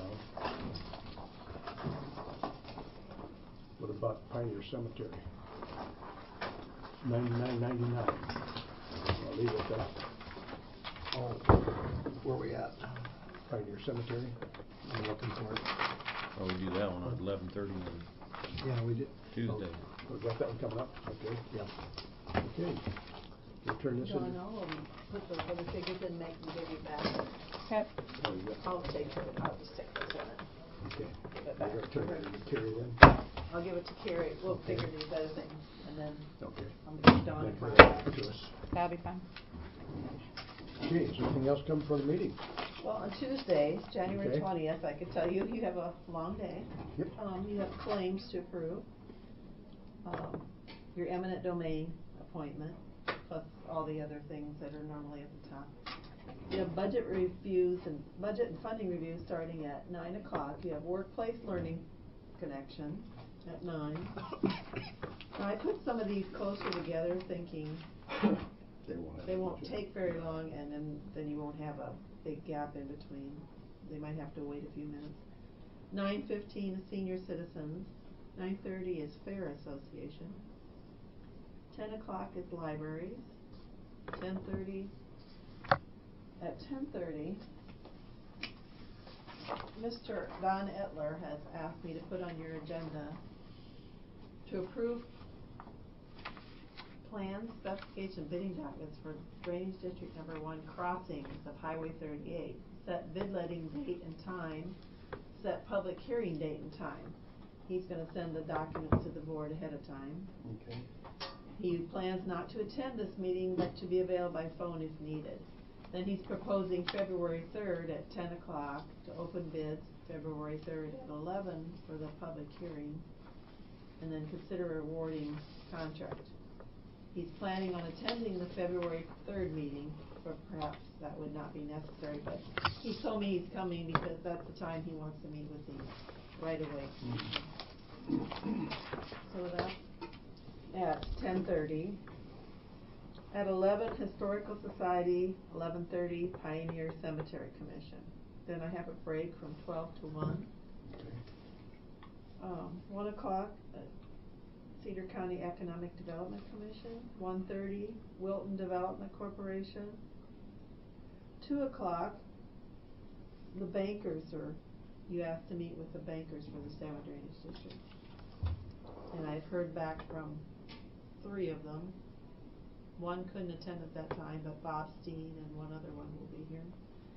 2:30, medical examiner, and volunteer services is at 3:15 because one of the people involved in that is a school teacher, and they thought that would allow her the ability to be here. So that's what's on for the 20th. Okay. Anything else? If there is nothing else, I'll entertain a motion to adjourn. So move. Okay, motion's been made by Kaufman. Is there a second to that motion? I'll second it. Second by Smith. All in favor? Aye. Opposed? We're adjourned. I'm coming back, Smith. Okay. Take this with me. 'Cause we gotta look over, we gotta make recommendations. I think you took some, didn't you take some other ones? Yeah, but they didn't fill out the thing. So far, we've got one. Oh. I don't know, and what worries me is all those cities that are used to getting thousands, we're not hearing from them. I wonder if we ought to